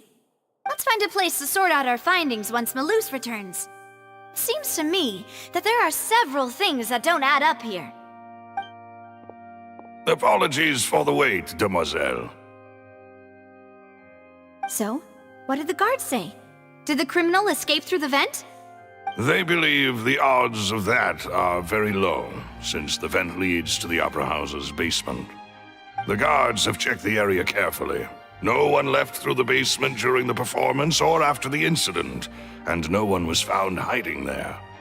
So the tunnels become like a secret chamber then! You know, like the kind you usually see in novels. The plot thickens. Halsey's disappearance and Cowell's death are both quite inexplicable. No wonder Farina was so confident in her accusation. All the current evidence points toward Linny and Lynette. In other words, the charges are very likely to be upheld unless we make some considerable progress. Charges and then trial. So if the charges are upheld, they'll announce a sentence? That's right. This is how a trial goes in the Opera House. During the proceedings, the Chief Justice and the Oratrice will hear statements from both sides. That's right. This is how indemnitium is produced. The statements from both sides, the defenses from attorneys, witness testimonies, and even the audience's emotions will all be projected on the Oratrice. To put it simply, it's as if the Oratrice has its own will, and is a judge in its own right. This also precludes any kind of favoritism on the part of the Chief Justice. And not that this has ever happened anyway. Once both sides have finished speaking, the Chief Justice will make his final decision. This, too, will be used by the Oratrice as a reference. Then, finally, the Oratrice will be consulted by officials. The result it returns is the will of justice itself. Huh? So that machine is the one that actually decides? Paimon thought Noelle called the shots. In practice, there is very little difference. Both have always come to the same judgment, which is why people have great faith in the Chief Justice. Ah, yes, the guards also asked me to convey that none of us will be allowed to leave this place before the trial. Huh? Why? Because we've chosen to act as the twins' proxies. That makes us persons related to the case. They're concerned that we might be colluding with outside parties, or that we might find outside help to disrupt the case. And even if that were not so, it could prove problematic if we happen to spread key information about the case ahead of time. I'm ready to break out at any time. Whoa! There's no need for that! Paimon thinks they have a point. That said, are they providing food? Of course. I just hope you don't mind the lack of options. I'm afraid that catering to all tastes is not in the cards, nor is any guarantee of balanced nutrition. In that case, let's just sort out our findings together here. Pity. I was hoping to take you to try some of Fontaine's famous desserts, too. I mean, what better way to properly think through our findings than over some tea and sweets? Huh. Breaking out suddenly doesn't seem like such a bad idea after all. Just kidding! just kidding. Paimon will still do her best, even if there are no snacks. What do you mean, no snacks? Of course we'll have snacks. If we cannot buy some, then we'll simply make some. Huh? Here? But how? Understood, Demoiselle. Everyone, please come with me.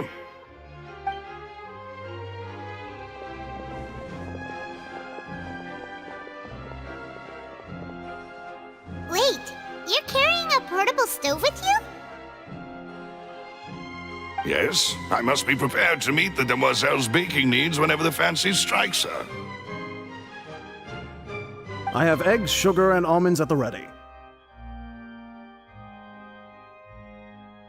Good work, you two. Then I'll get to it. Please sit tight for a moment. You'll get to taste my awesome snacks soon enough. These three are quite the interesting group.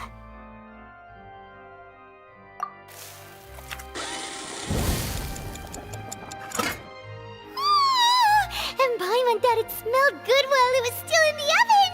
Oh, it's even better now. Paimon can't stop drooling.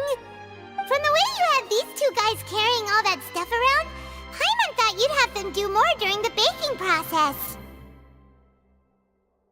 But you ended up doing the entire thing by yourself! Beating the egg whites, grinding almonds, everything! I was applauding. And I was giving encouraging smiles. Paimon was just thinking, aren't you worried about getting your fancy dress dirty beating egg whites and baking like this? Well, I don't think it's carved in stone anywhere that fancy ladies can only read books, sip tea, ride horses, and play the piano. I just really enjoy making snacks. Don't underestimate beating egg whites, by the way. It's a real arm workout. You also need to beat them to just the right consistency, or your macarons will crack. Anyway, give these a try, fresh out of the oven. There's 3 for each of us. Only 3? Well, eating too many sweet treats might send all that sugar to your head. You wouldn't be able to think clearly about the case on a sugar rush, would you? Tea is ready to be served as well. This is Demoiselle's favorite, strong black tea with a floral fragrance that clears the mind and lifts the spirit. No need for concern. I'm merely doing as I should.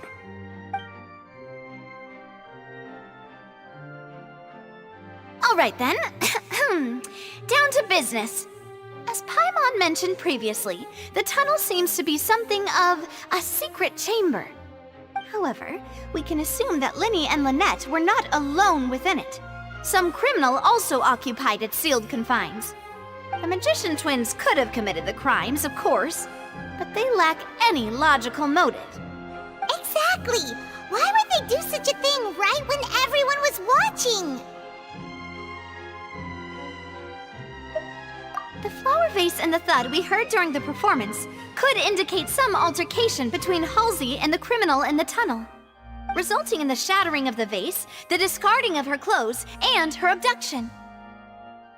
Perhaps the criminal thought that since she was chosen from the crowd, she would be too easy to identify if she was still wearing the same clothes. Paimon thinks that makes sense, but the real trouble is... True. None of the clues we found thus far support the existence of this third person. But the only people left to consider are both technically victims, whether it's the missing girl, Halsey, or poor Cowl. Huh. Could Halsey have secretly made modifications to the magic props in order to murder Cowl before making her escape?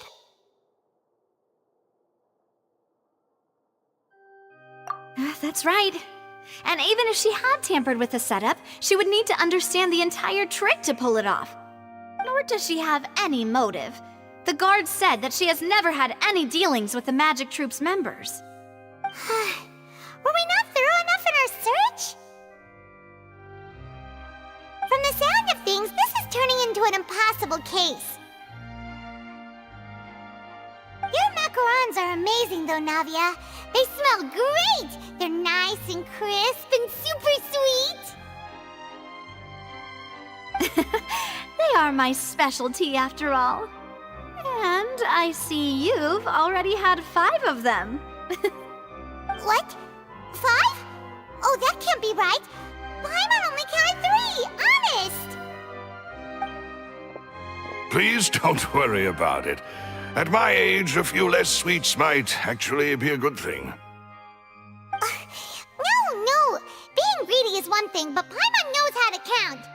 Besides, Paimon knows that if she ate too many, then others wouldn't have enough.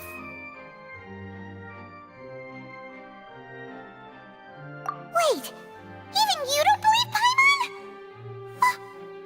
How could you?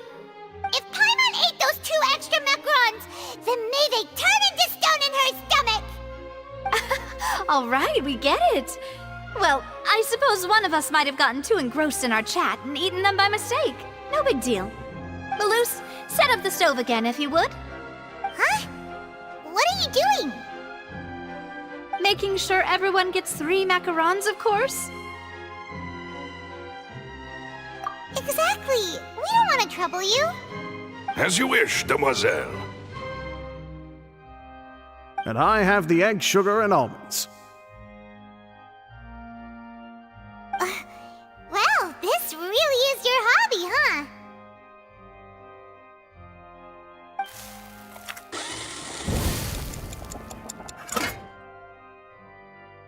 Well, that's it for snack time.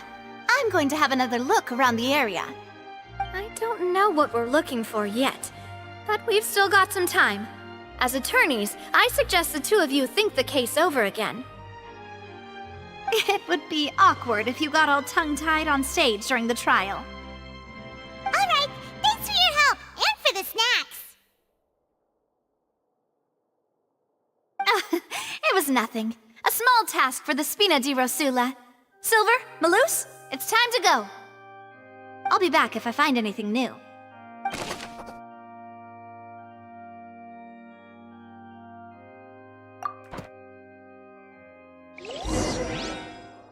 Alright, it's time to put our heads together. We've got to get our defense ready for the trial.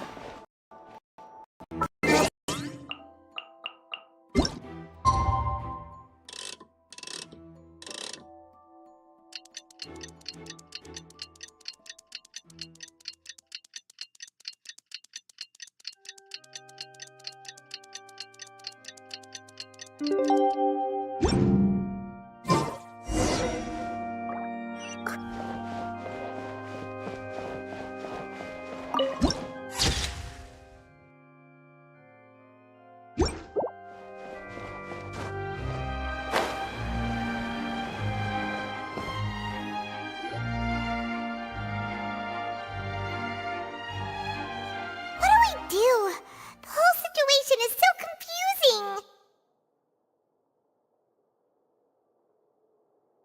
Good plan. Impossible things don't just happen. We'll get to the truth one way or another. Just relax. Even if everyone else suspects Lenny and Lynette, at least we will be supporting them from the stands. Besides, I doubt Farina understands any more about what happened than we do. Thanks, Navia. Well, we'll be going then. Best of luck to you.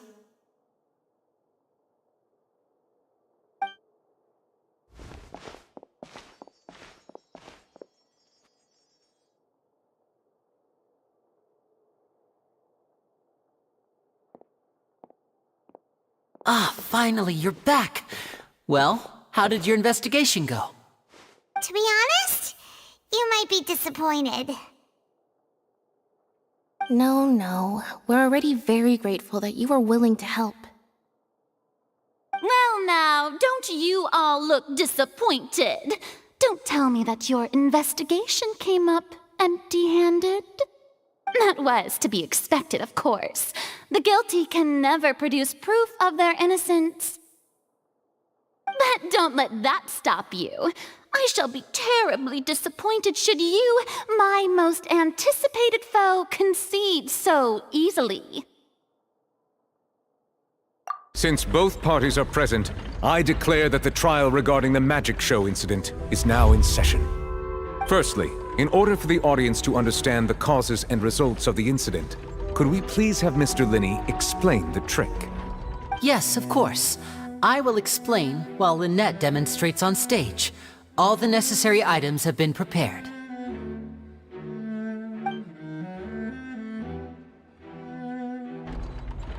Thank you, Mr. Linney. In that case, I take your statement to be that you ran to and remained hidden within the magic box in the audience stands once the trick began, and thus could not have committed the crime. Is this correct? Yes, that's correct, Your Honor.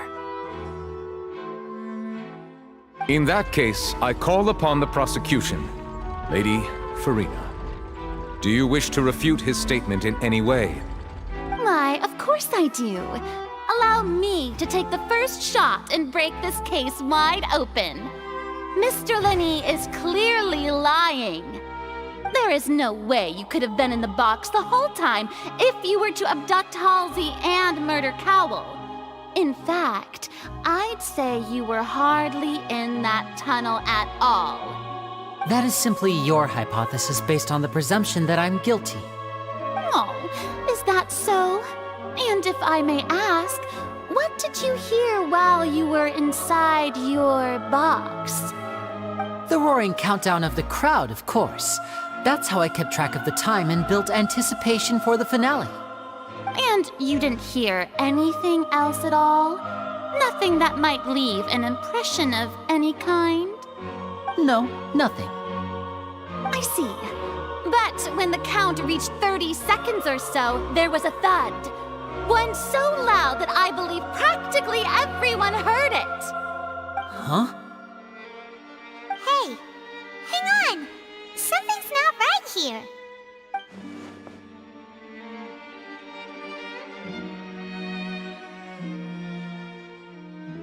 Yeah, I'm sure he could have heard a noise that loud from inside the box. I was right by the box and I definitely heard the thud. Look at those scales. Could those mean... Well then, ladies and gentlemen, allow me to use the words of the magician himself. You never know what can happen in the blink of an eye. Indeed, it seems his alibi can also collapse in the blink of an eye. Of course, I have armed myself to do far more than smash your alibi. Confidence cannot go unfounded, and my foundations are rock solid.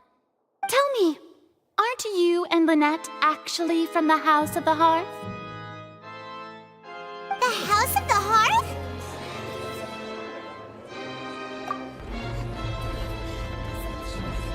No wonder they did something like this. So the serial disappearances were the Fatui's doing. Now it all makes sense.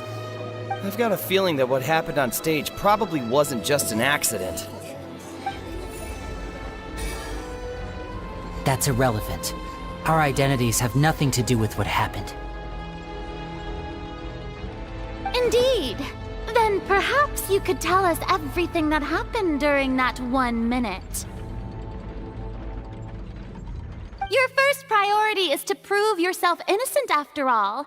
I'm sure there is little that needs to be kept secret now. Unless your script already has holes in it. The Outlander is speechless. My, oh my, don't they look flabbergasted? Now comes the infighting and discord, I suppose. This was almost too easy. Oh, good thing I made all those preparations. Seems the all-nighter I pulled last night is really paying off. Hey, Linny! Why didn't you tell us this before?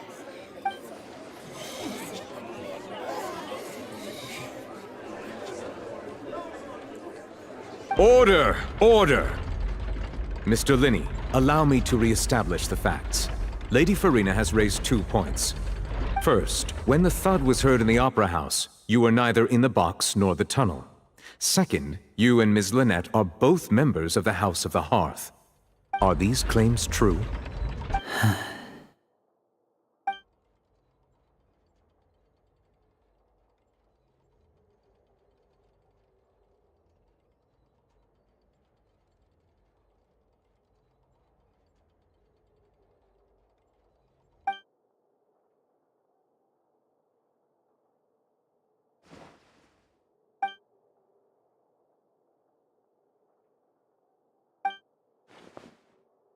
Please answer my question, Mr. Linney.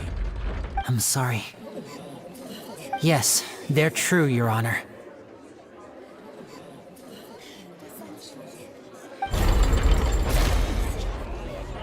I knew it!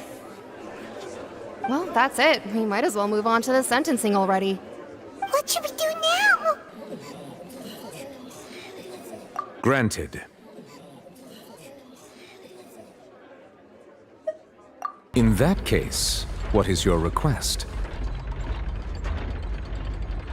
Is that really necessary? They're already as good as guilty. The defendant deceived their own attorneys. What is there left to discuss?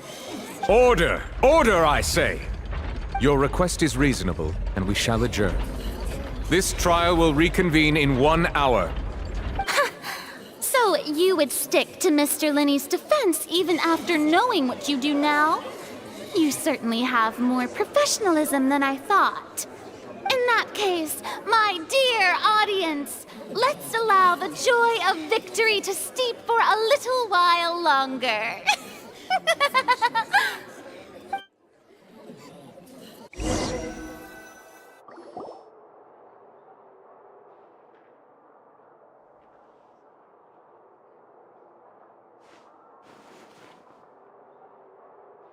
Well, this is awkward. I didn't think the Hydro Archon would dig all that up. I'm sorry, Traveler and Paimon. Yeah, sorry. Paimon doesn't know where to start. We trusted you two.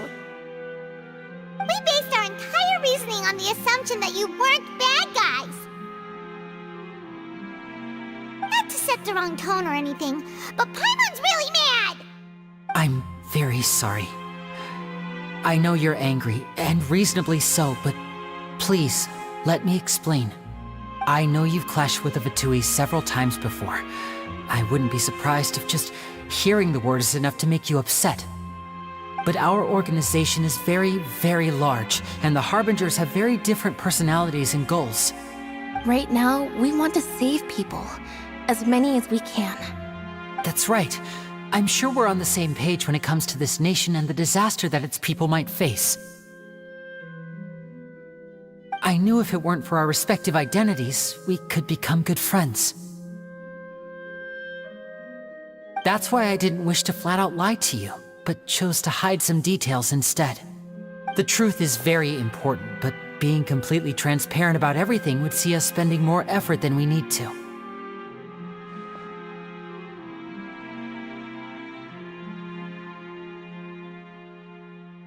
Right.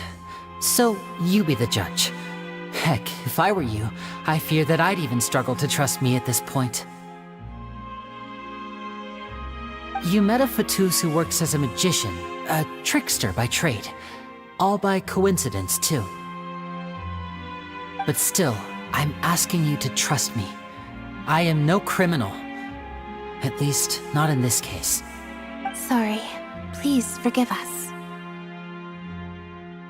Well, you both say that, but... Right, let's hear your answer first, and no lies now! Of course. I'll answer any question you ask. We've been trying to find out how the Oratrice operates. We want to know why it has consciousness.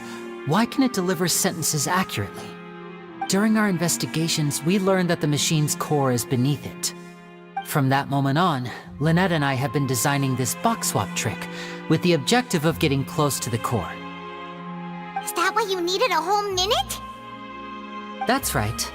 In truth, the audience would take about 75 seconds to count down from 60, while I would only need 15 to get to the opposite box.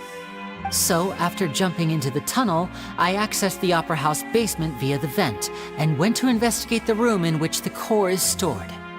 That air vent was created during the construction of the tunnel specifically to execute this step. Well, nothing. As soon as I reached that room and was about to investigate, I heard someone's voice. Which should have been impossible, of course. I was quite certain that I was the only one in the room. That voice seemed to recognize me and tried to speak to me. I chose to err on the side of caution and retreated the way I came. On the way back, I saw the broken vase and the clothes on the ground, but the countdown was almost finished, so there wasn't time to give it any thought. After that, the homicide occurred just as you saw.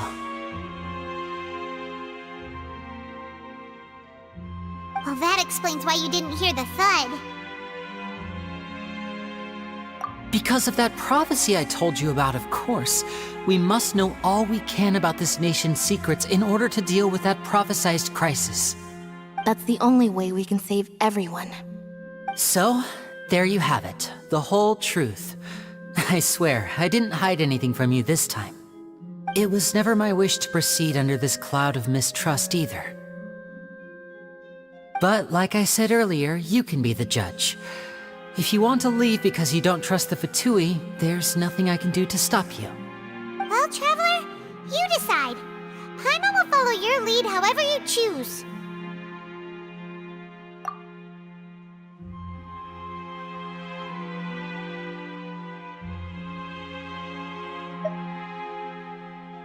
Okay, thank you. Thanks for giving us a chance. The current problem is that the scales are tipped pretty badly against you two. If we want to refute the Hydro Archon's accusations, we're gonna need a seriously watertight defense.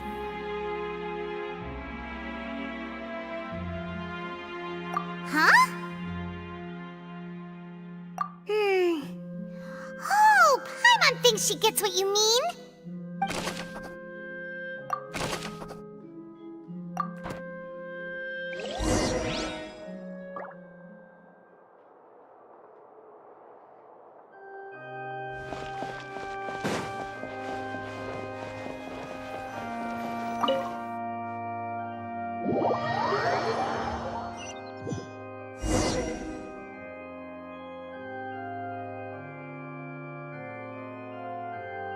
Both parties have returned to their positions.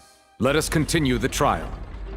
When last we left off, Mr. Linney acknowledged the new evidence presented by Lady Farina as fact. Therefore, Lady Farina may continue stating her reconstruction of the events. Ugh, that took long enough. Now then, if everyone would lend me their attention.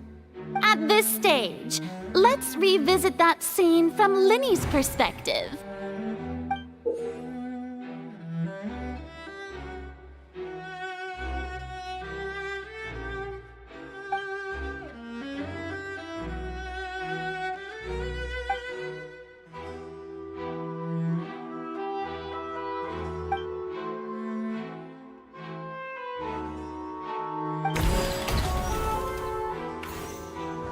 As the countdown began, he entered the tunnel. When the flatbed trolley passed, he opened the box and got into an altercation with Halsey, which caused the loud thud. He did not realize that this sound could be heard by everyone in the opera house, which is why he claimed earlier that he could not hear the sound. Finally, he used the vase to knock her out, before making her change clothes to prevent others from recognizing her. At this time, Cowell arrived in the tunnel, having heard that strange noise, and caught Linney red-handed. So Linney proceeded to knock him out too before stuffing him into that box. Afterward, Linney passed the unconscious Halsey to his accomplice through the magic box in the audience stands, before operating the devices such that Cowell's death would be ruled an accident. And there you have it. That's the truth behind what happened. Does the defendant's side have any objections to Lady Farina's description of the events? The key to refuting Lady Farina is the order of events. What Linney experienced and what he saw.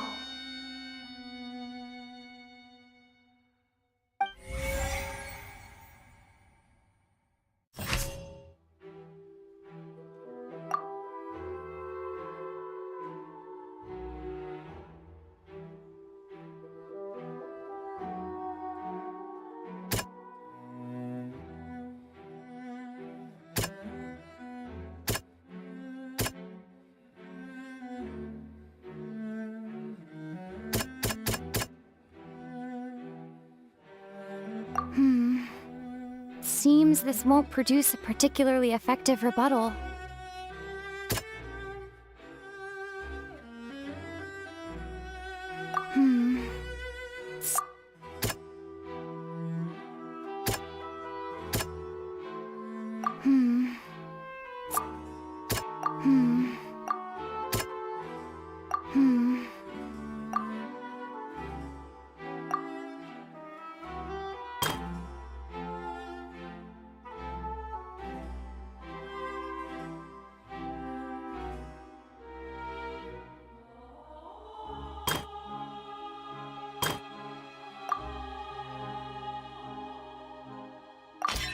According to Linny, he left via the vent after entering the tunnel.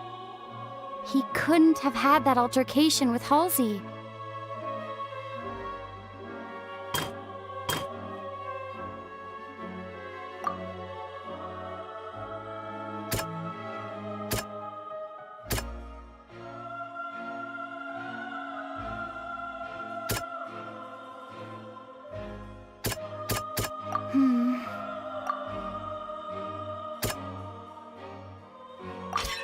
Linny went to the room that contains the Oratrice's core. This is the actual truth.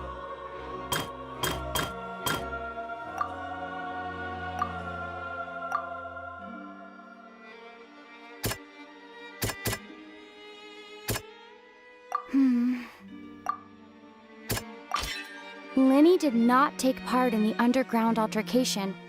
He only witnessed traces of the aftermath. Attention! Ace Detective Paimon has something to say! When the countdown started, Linny did indeed go into the tunnel. But he immediately used a vent to access the Opera House basement, which is where the underground core of the Oratrice is stored.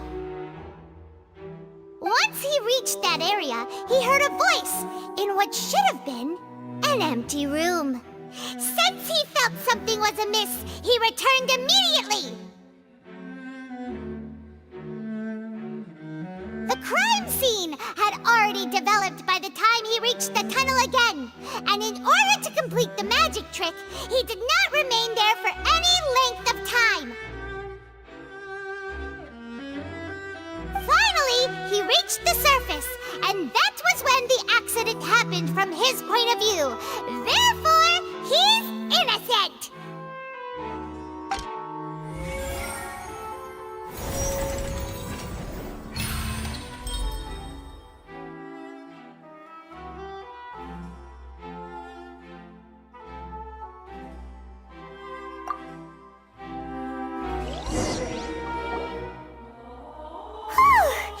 Paimon did it! Paimon actually managed to say all that! Wasn't it awesome? In other words, you believe that he knew nothing of the incident? That's right! My reasoning?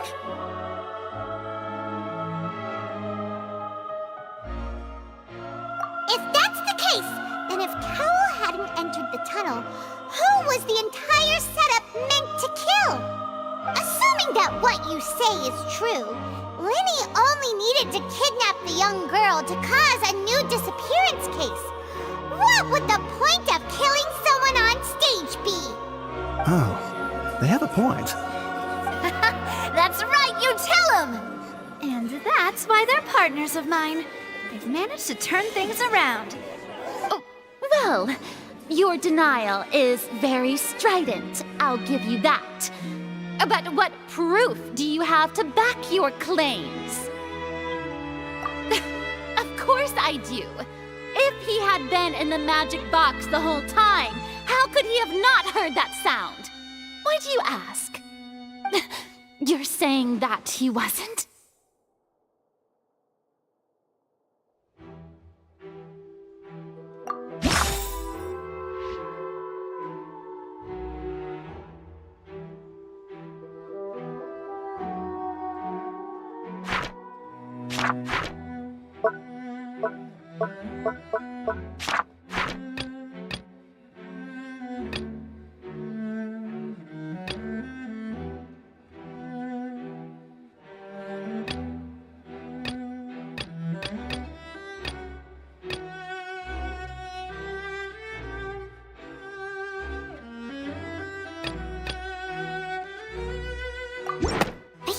we don't need to give this more thought. Paimon thinks there's something off here.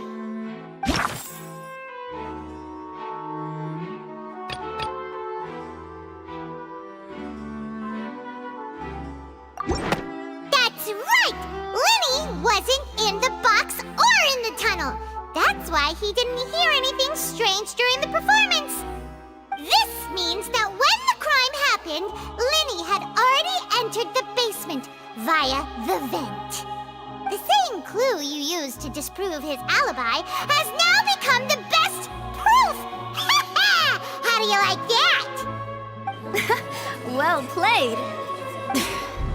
To think you'd use such logic. Well then, if it wasn't Linny who committed the crimes, then who was it?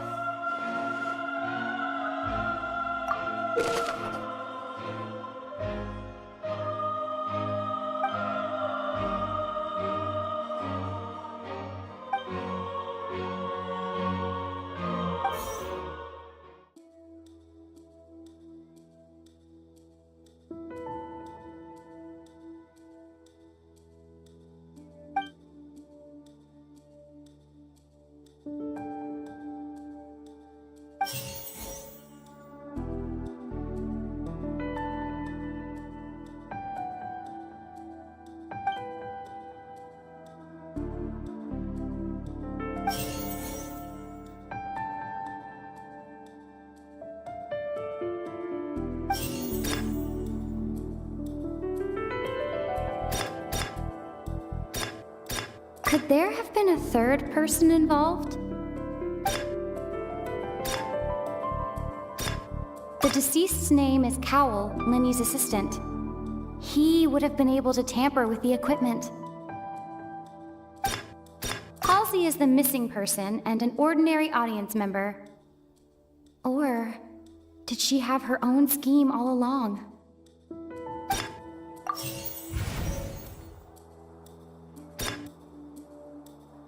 Could there have been a third person involved?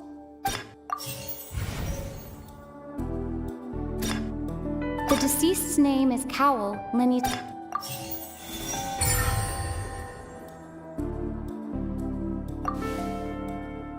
Huh? That can't be right. Are you serious? The killer was, in fact, Cowell, the deceased! Oh, is that so? How interesting! Let's hear your reasoning then. What I must do next is recreate the truth.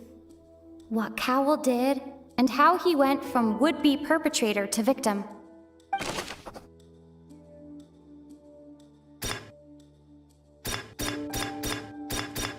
The deceased's name is Cowell, Linny's assistant.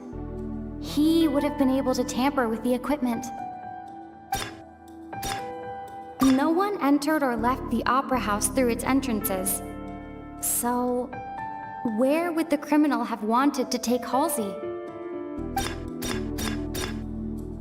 The sound we heard may have come from a clash between the missing Halsey and the criminal. It would have been tough for both people to fit into that vent. They would likely have bumped into Linny as well.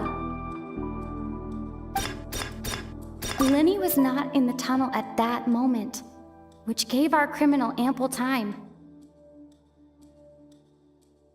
The deceased's name is Cowell, Linny's assistant.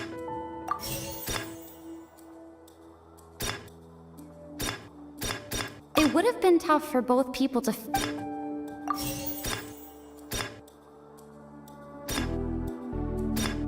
Halsey's clothing was in the tunnel.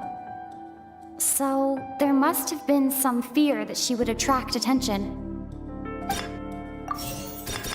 No one entered or left the opera house through its entrances. So, where would the criminal have wanted to take Halsey?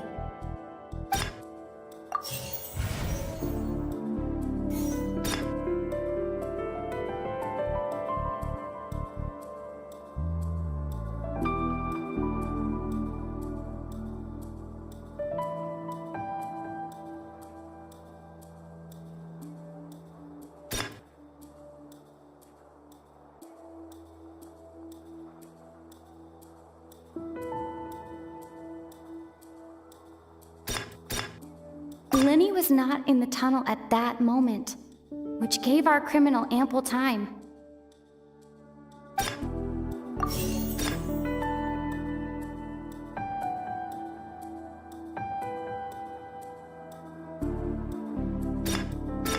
The sound we heard may have come from a clash between the missing Halsey and the criminal.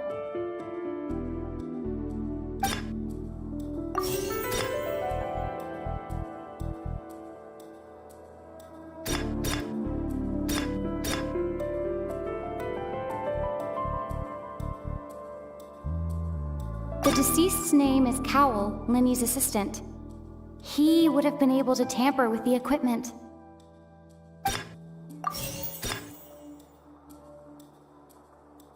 Halsey's clothing was in the tunnel, so there must have... It would have been tough for both people to fit into that vent. They would likely have bumped into Lenny as well.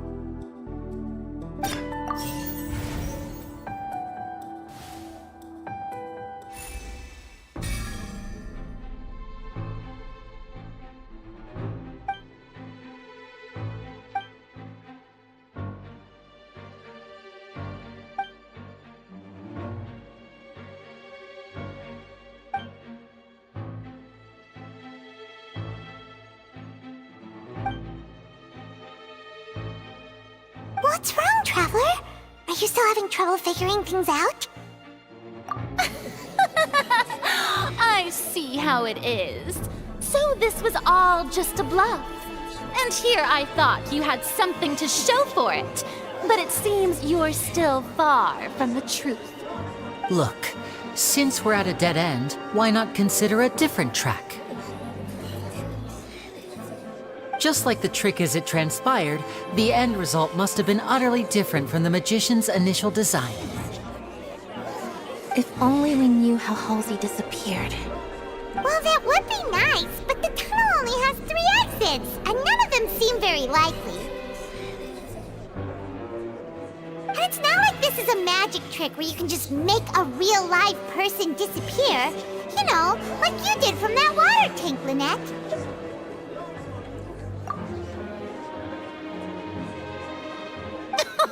Excuse my interruption, dear opponents, but do you not see that the crowd is growing impatient? There is no greater sin in this opera house than an awkward delay in the performance.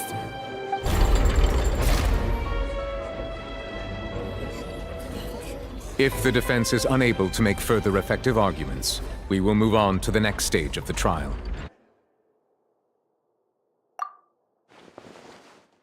Lenny was not in the tunnel at that moment, which gave our criminal ample time.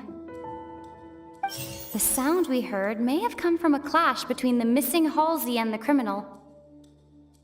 The deceased's name is Cowell, Lenny's assistant. He would have been able to tamper with the equipment.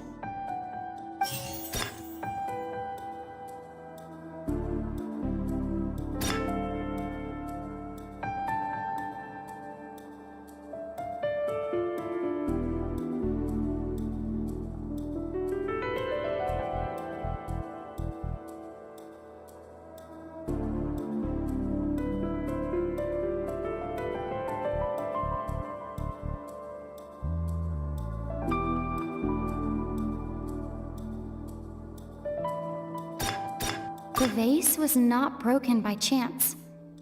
It was used to cover important evidence. The water.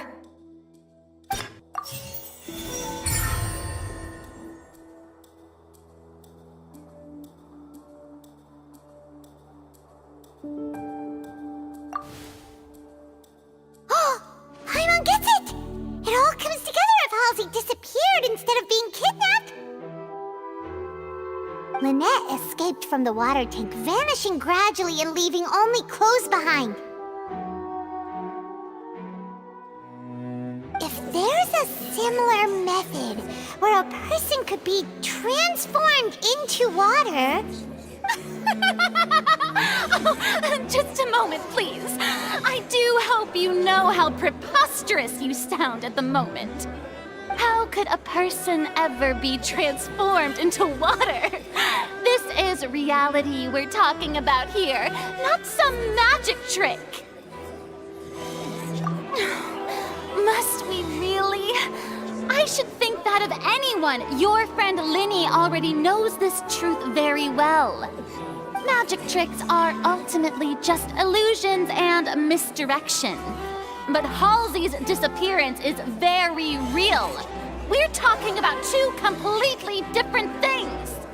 Even so, I trust the Traveler's judgment. The truth must be out there somewhere. Perhaps some new line of reasoning may open if we try to gather all the focal points that don't make sense. Since Cal was the deceased, we haven't placed much attention on him. But given that we aren't making much progress with the case, it wouldn't hurt to have a look at his belongings, would it? People really do come up with all sorts of harebrained schemes when at the end of their rope. The way I see it, your suggestion that we broaden the scope of our investigation is nothing but a tactic for stalling the trial. Nevertheless, I believe that this is a reasonable request on the part of an attorney. Since the trial does indeed appear to be at an impasse, I believe that additional evidence may help us make more progress.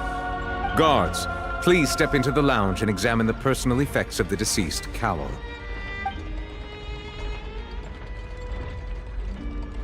We are still examining the items, but we have already made critical progress that we feel must be shared with everyone post-haste.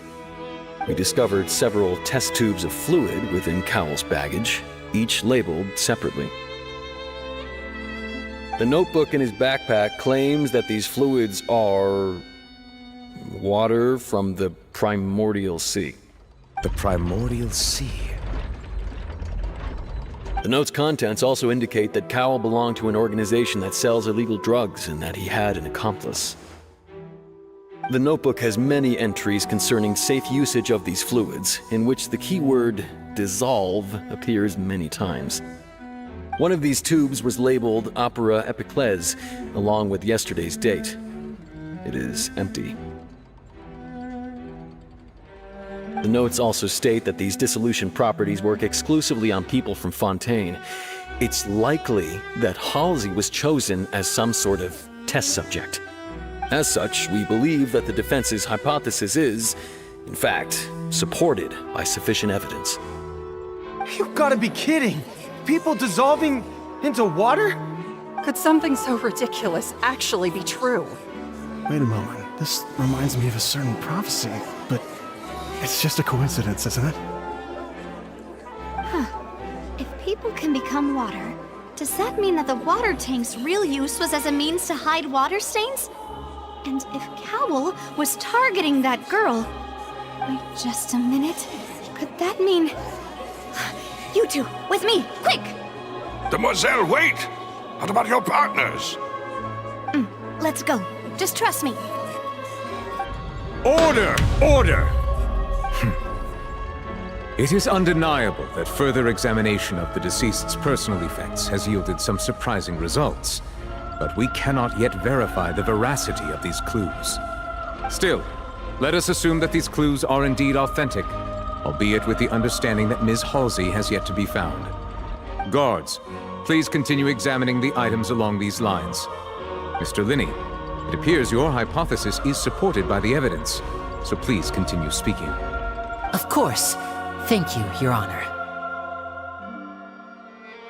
If we uphold this hypothesis, I believe that many of this case's seemingly unrelated clues can be connected together.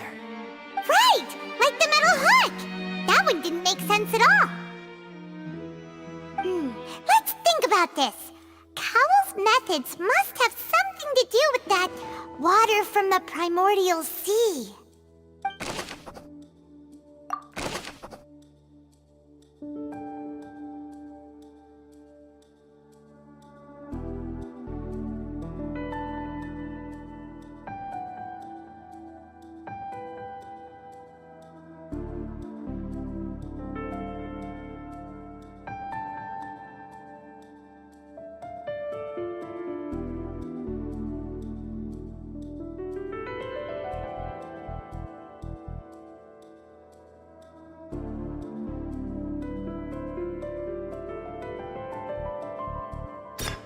The deceased's name is Cowell, Linny's assistant.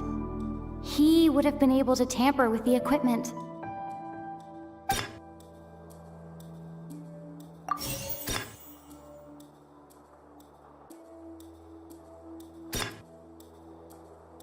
Now it seems like the hook rope was not meant for another magic trick, but was instead some form of triggering mechanism.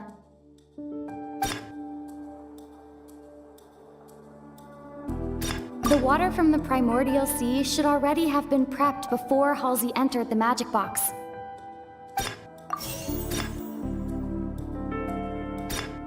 Now it seems like the hook rope was not meant for another magic trick, but was instead some form of triggering mechanism.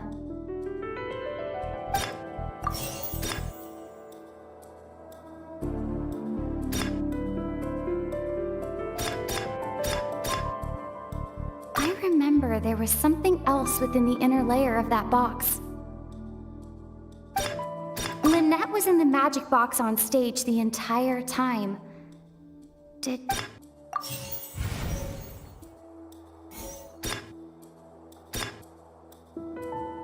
Now it seems like the hook rope was not meant for another magic trick, but was instead some form of triggering mechanism.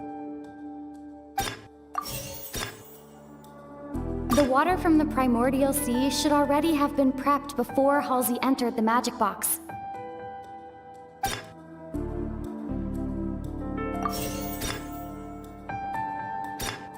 I remember there was something else within the inner layer of that box.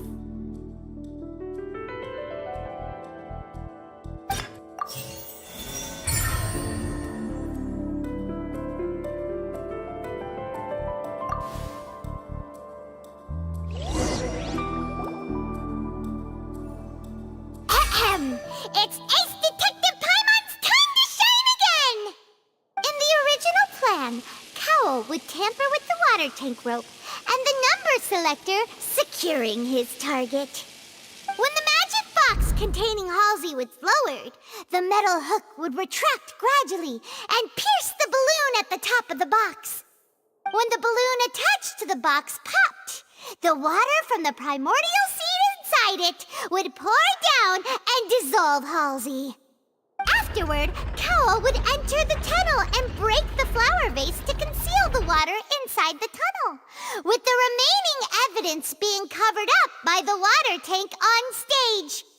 But he encountered something unexpected in the tunnel and wound up being fatally hit by the same water tank he meant to use to cover his tracks. Huh. That does make sense. That actually links together a lot of the more confusing pieces of evidence.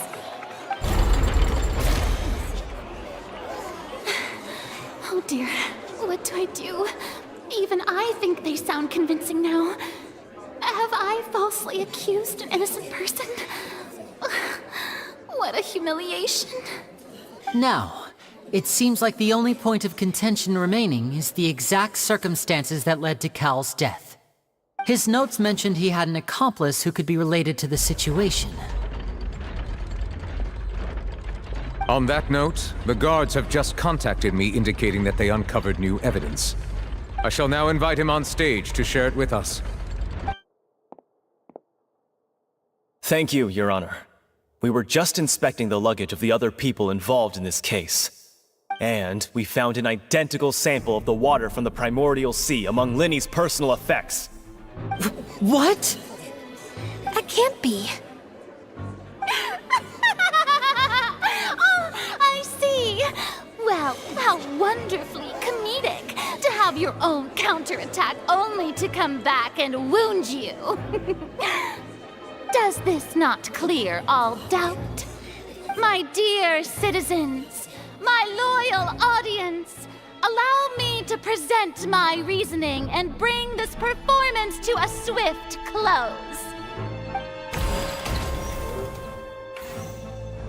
Linny did not need to take part in the dissolution of the young woman at all. Indeed, he did leave the scene via the vent. Having made modifications to the props beforehand, his accomplice Cowl then caused Halsey to vanish using the water from the primordial sea. But upon his return, in cruel avarice, Linny desired sole credit and prepared to do away with his partner in crime. Ultimately, he knocked Cowl out, and the tool meant to cover the crime up also became a murder weapon. Now, as much as I regret having come to such a viciously straightforward conclusion, it does seem that the famed Fatui is quite the cold-blooded and ruthless organization. Am I right, Mr. Linny?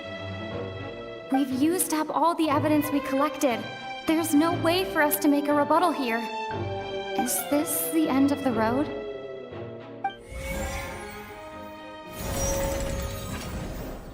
Oh no! Paimon can't think of anything either. It doesn't look like there's any way around this. Seems using the water as new evidence was too good a move. Oh, why did this have to happen now? I think we've all seen enough now, and we have ample witnesses to my flawless reasoning. I believe this is indeed the finale. Now then, my good, noble Chief Justice, should we not, in your view, move... Excuse me, everyone, but I must interject. Miss, I must ask you not to shout, and to respect the ongoing legal proceedings. Oh, come on. Don't be hasty. I have a good reason for interrupting, you know. Now, would anyone here like to take a little break from all this debate and see a little magic? I'll show you an amazing trick. One that can bring a young woman who has disappeared back in the flesh, right before your very eyes. Please, do the honors, Mr. Linny, if you would be so kind. What in the world is she saying? No offense, miss, but miracles like that are beyond my scope as a magician.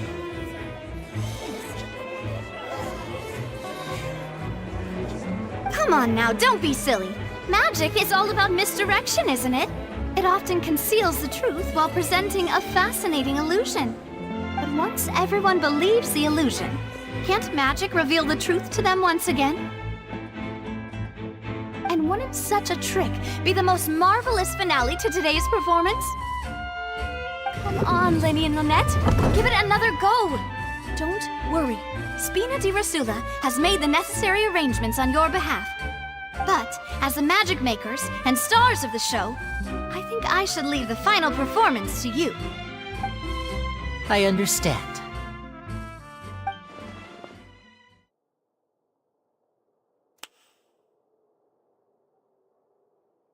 And voila!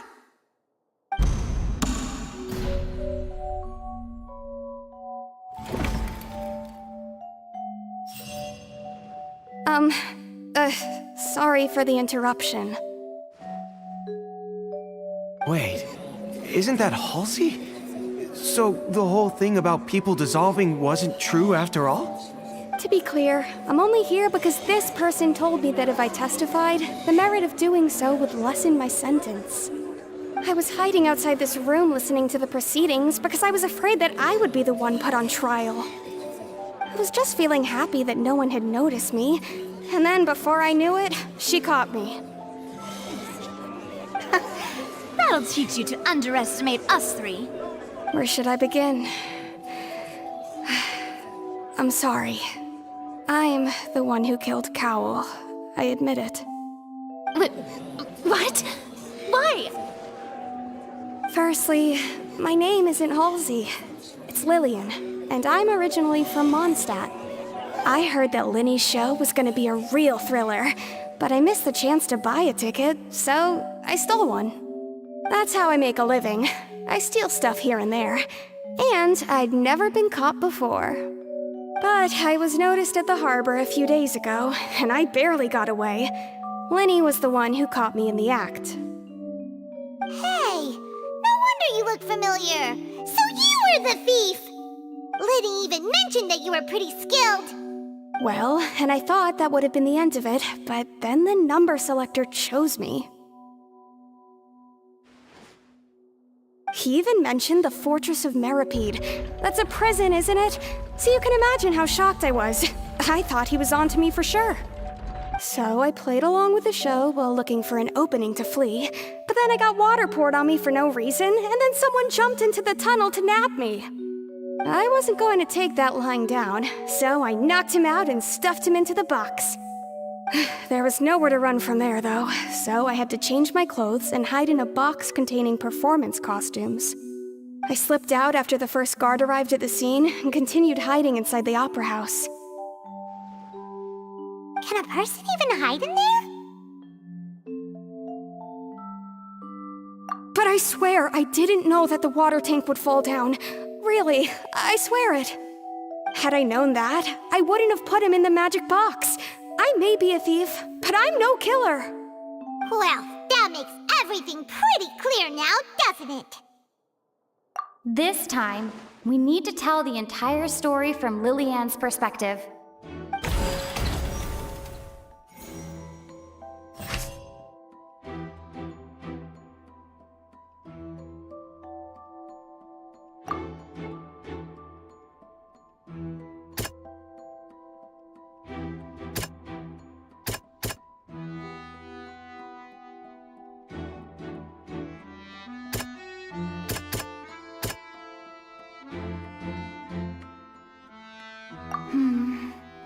Seems this won't produce.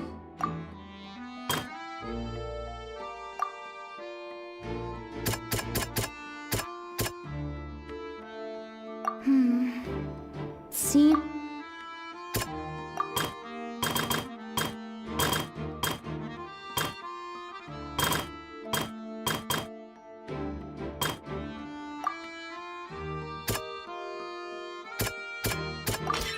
The strange sound wasn't from a fight.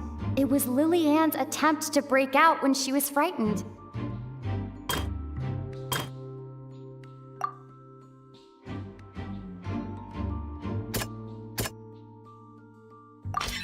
The flower vase was not broken to cover anything up, but was smashed during the struggle between Lillian and Cowell.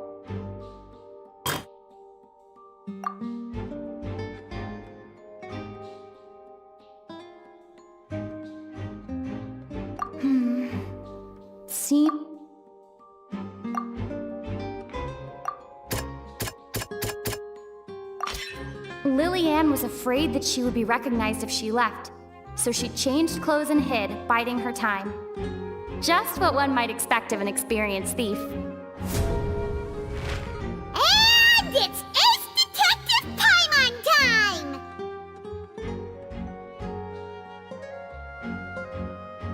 Having been selected out of the blue, Lillian panicked. Her panic only intensified after she entered the tunnel and had water poured on her head. So she kicked the door open, producing the thud we all heard. Hearing the commotion, Cowell leapt into the tunnel, only to discover that Lillian had not dissolved. He did not know that Lillian was not from Fontaine, but was a thief who made her way in by stealing a ticket.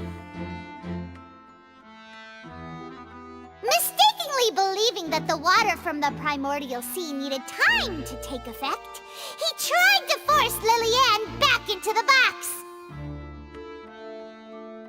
The two broke the flower vase during the struggle, but Lillian came out on top, knocking Cowell out and putting him in the box. With no way of escaping, she changed her clothes and hid in the costume trunk until the performance ended.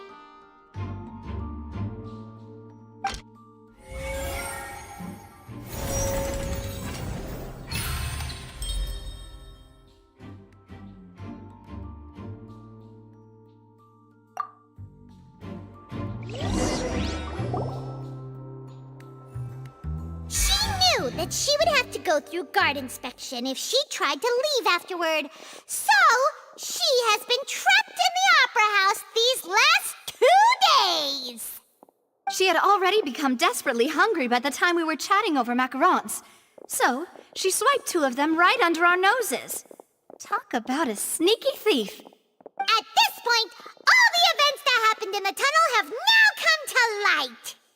Ah, so that's the whole story. Bravo! Bravo!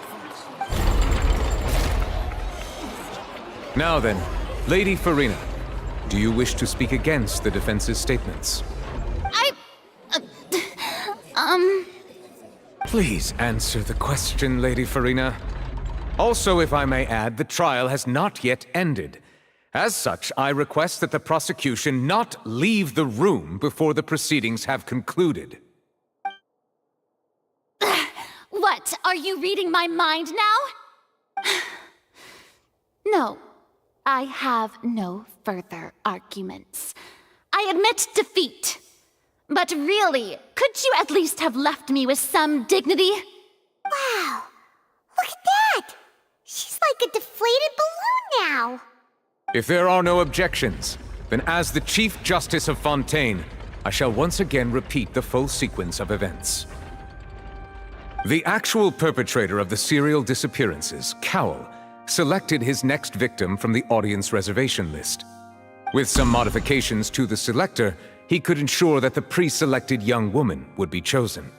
To cover up any evidence while committing the deed, Cowell thought of allowing the water tank to fall, which would conceal the water left behind after the young woman was dissolved. He also tampered with the rope suspending the water tank, using the fireworks at the end of the performance to cause the tank to drop and hide the watermarks. He poured the water from the primordial sea into a balloon during the preparation of the magic box and stuck it to the box's lid.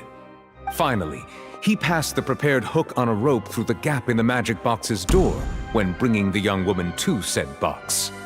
When the magic trick officially began, the box containing the woman was lowered into the tunnel, tightening the hook rope and bursting the balloon containing the water.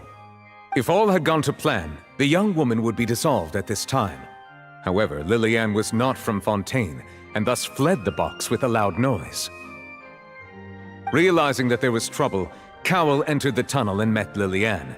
Thinking that the waters had not yet taken effect, he decided to proceed.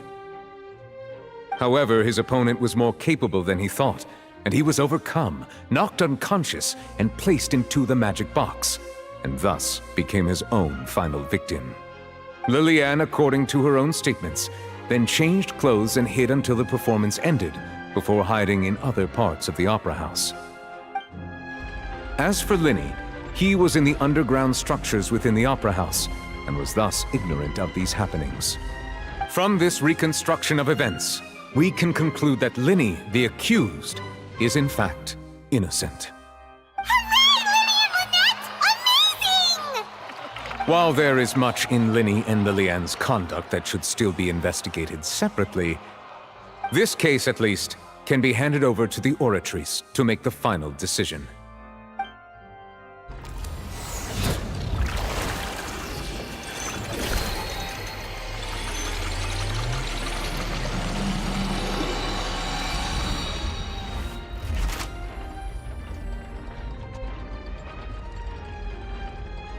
As such, Linny and Lynette are officially declared not guilty.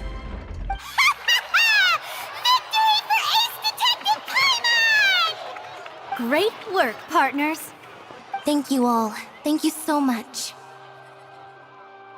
Next, I think we deserve an explanation, Guard Vaughn. How did you find the water from the primordial sea in Linny's baggage? Right! Your discovery caused me to make a serious mistake, you know.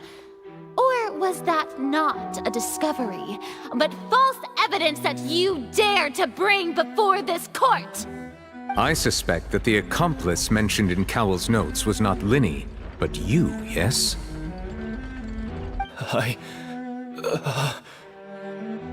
I'm sure you know what you must do to lessen your sentence. Speak quickly! Unless you want to earn yourself a one-way ticket to Coupon Town. I was just following orders. We were supposed to place blame for the serial disappearances onto Linny, and thus cause suspicion to fall on the Fatui. The higher-ups said this was the best opportunity to do so. And now that your plan has fallen through, and the secrets of the water have been revealed, you have become a liability to said higher-ups, yes? Therefore, you would be wise to tell everything you know, and seek the protection of the guards. Yes, I'll tell you everything I know. Our boss discovered that the water can cause people to dissolve. It can also be made into a potion, which when extremely diluted, can cause people to experience unforgettable exhilaration. We've been in this business for a while now, and have made decent mora off it. The disappearances were also the boss's idea. I mean, this is the boss we're talking about. The...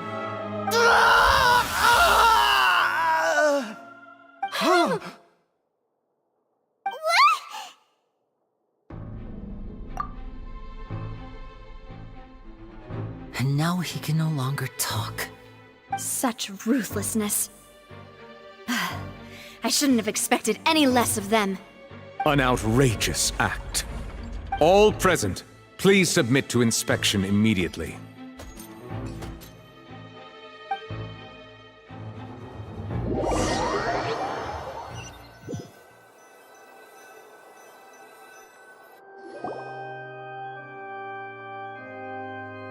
So, we're just going back now? That's true, but... Traveler, Paimon! Please wait. Lenny... I know you may not want to speak to me right now. Maybe you don't even want to look at me. But still, let me thank you again for defending me to the end, even after you learned that I'm a member of the Fatui. I guess. But regardless, I'd like the opportunity to set things straight. I didn't approach you with any ulterior motives or ill intent. I've spoken to you as myself, just plain Linny this entire time. As for why I'm a Fatus, it's because the goals of the House of the Hearth align with those of an orphan like me. That's all. That was how Father, who you might know as the Knave, approached recruiting us back then too. The Knave? The one who controls the House of the Hearth? She's your father? That's right. And since we're here, I was wondering, would you mind hearing a story? It's about my past. Back when our parents first died, Lynette and I were left wandering the streets. To survive, I took to surreptitiously observing an older street performer who did magic. It took me several days to figure out how he pulled off his amazing tricks. I took my sister through several streets until we found a crowded corner, and we began to perform magic tricks there. To my surprise, we proved to be pretty popular, and we could at least stop worrying about where our next meal would come from for a time. But I didn't want my sister to remain a street rat together with me forever. Before long, an aristocrat came to me and claimed that he wished to take us in after watching my performances. So you went from orphans to nobility just like that? That was how we felt at first too. As if fate was on our side and we could say goodbye to those painful days. But I gradually discovered that while we were called foster children, he was really after my talent for magic tricks. He would constantly take me to all sorts of banquets to garner attention, which he would then use to expand his social circles. That doesn't seem too bad either. Better than roaming the streets at any rate. It took a while for me to realize just how dark his heart really was. After one particular performance at a banquet, I discovered that Lynette was not on the same return vehicle as me. I waited a long time after we returned home, but she did not come back. I went to that noble's bedroom and asked him about her whereabouts. The answer he gave me was, she caught the eye of the most eminent person at the banquet, so I sent her over as a gift. I mean, you'll be able to perform— Oh no. So he was gonna... But wouldn't Fontaine's laws deal with such people? As far as outsiders are concerned, This is a relationship akin to adoption or foster care, and they have their ways of escaping the eye of the law. I managed to ferret out the location of the mansion of that so-called eminent person and hurried through the night. But by the time I leaped over the walls, avoided the guards, and made my way in, all I saw was the moonlit ground covered in blood, and the knave standing there in the darkness. So, she'd already taken care of that guy. That's right.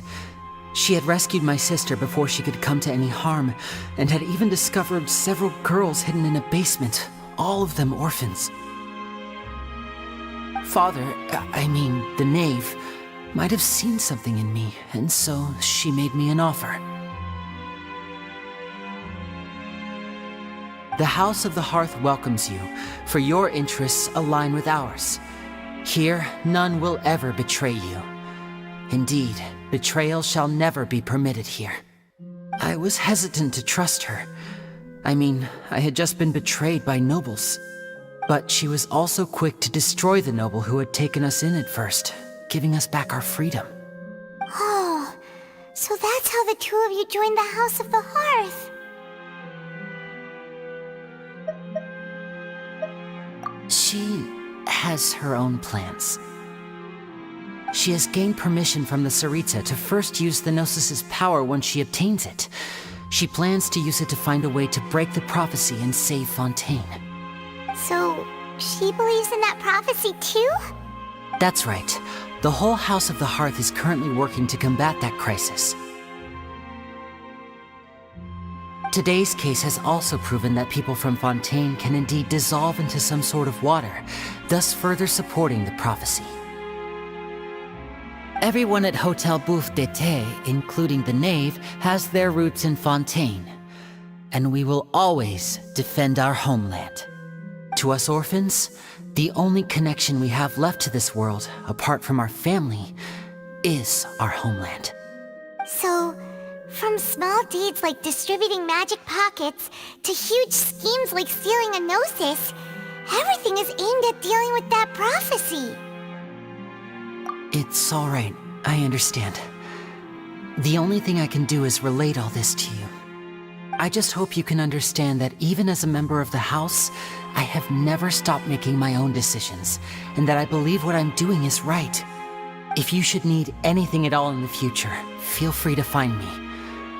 I will do my best to help you, as plain Linny.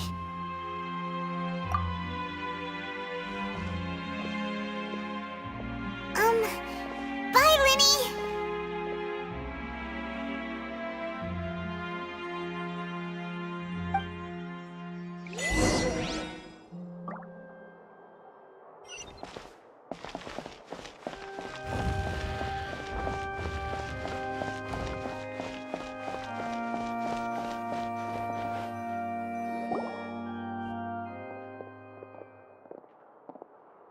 Hey there!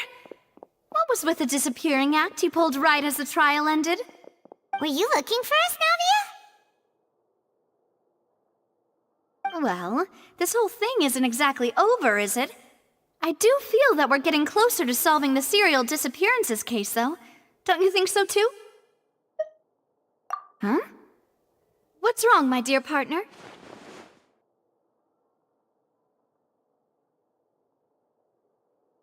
Besides, are you sure we're the ones who can crack a case that's been cold for decades now?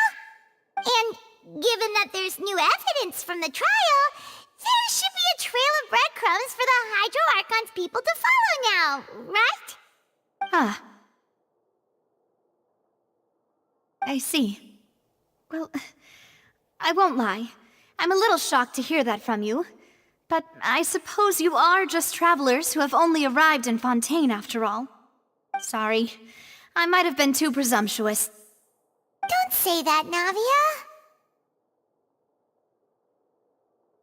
Ah, and we were having so much fun investigating with you, too.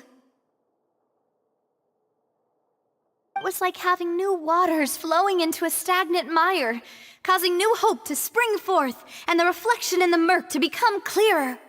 Well, Sorry about that. I'm a bit prone to nostalgia. Don't mind me. Wait, shall we have a farewell meal? You know, to commemorate our time as partners? Huh? Do we really need to get that formal? Well, guess you really did treat us as partners, huh?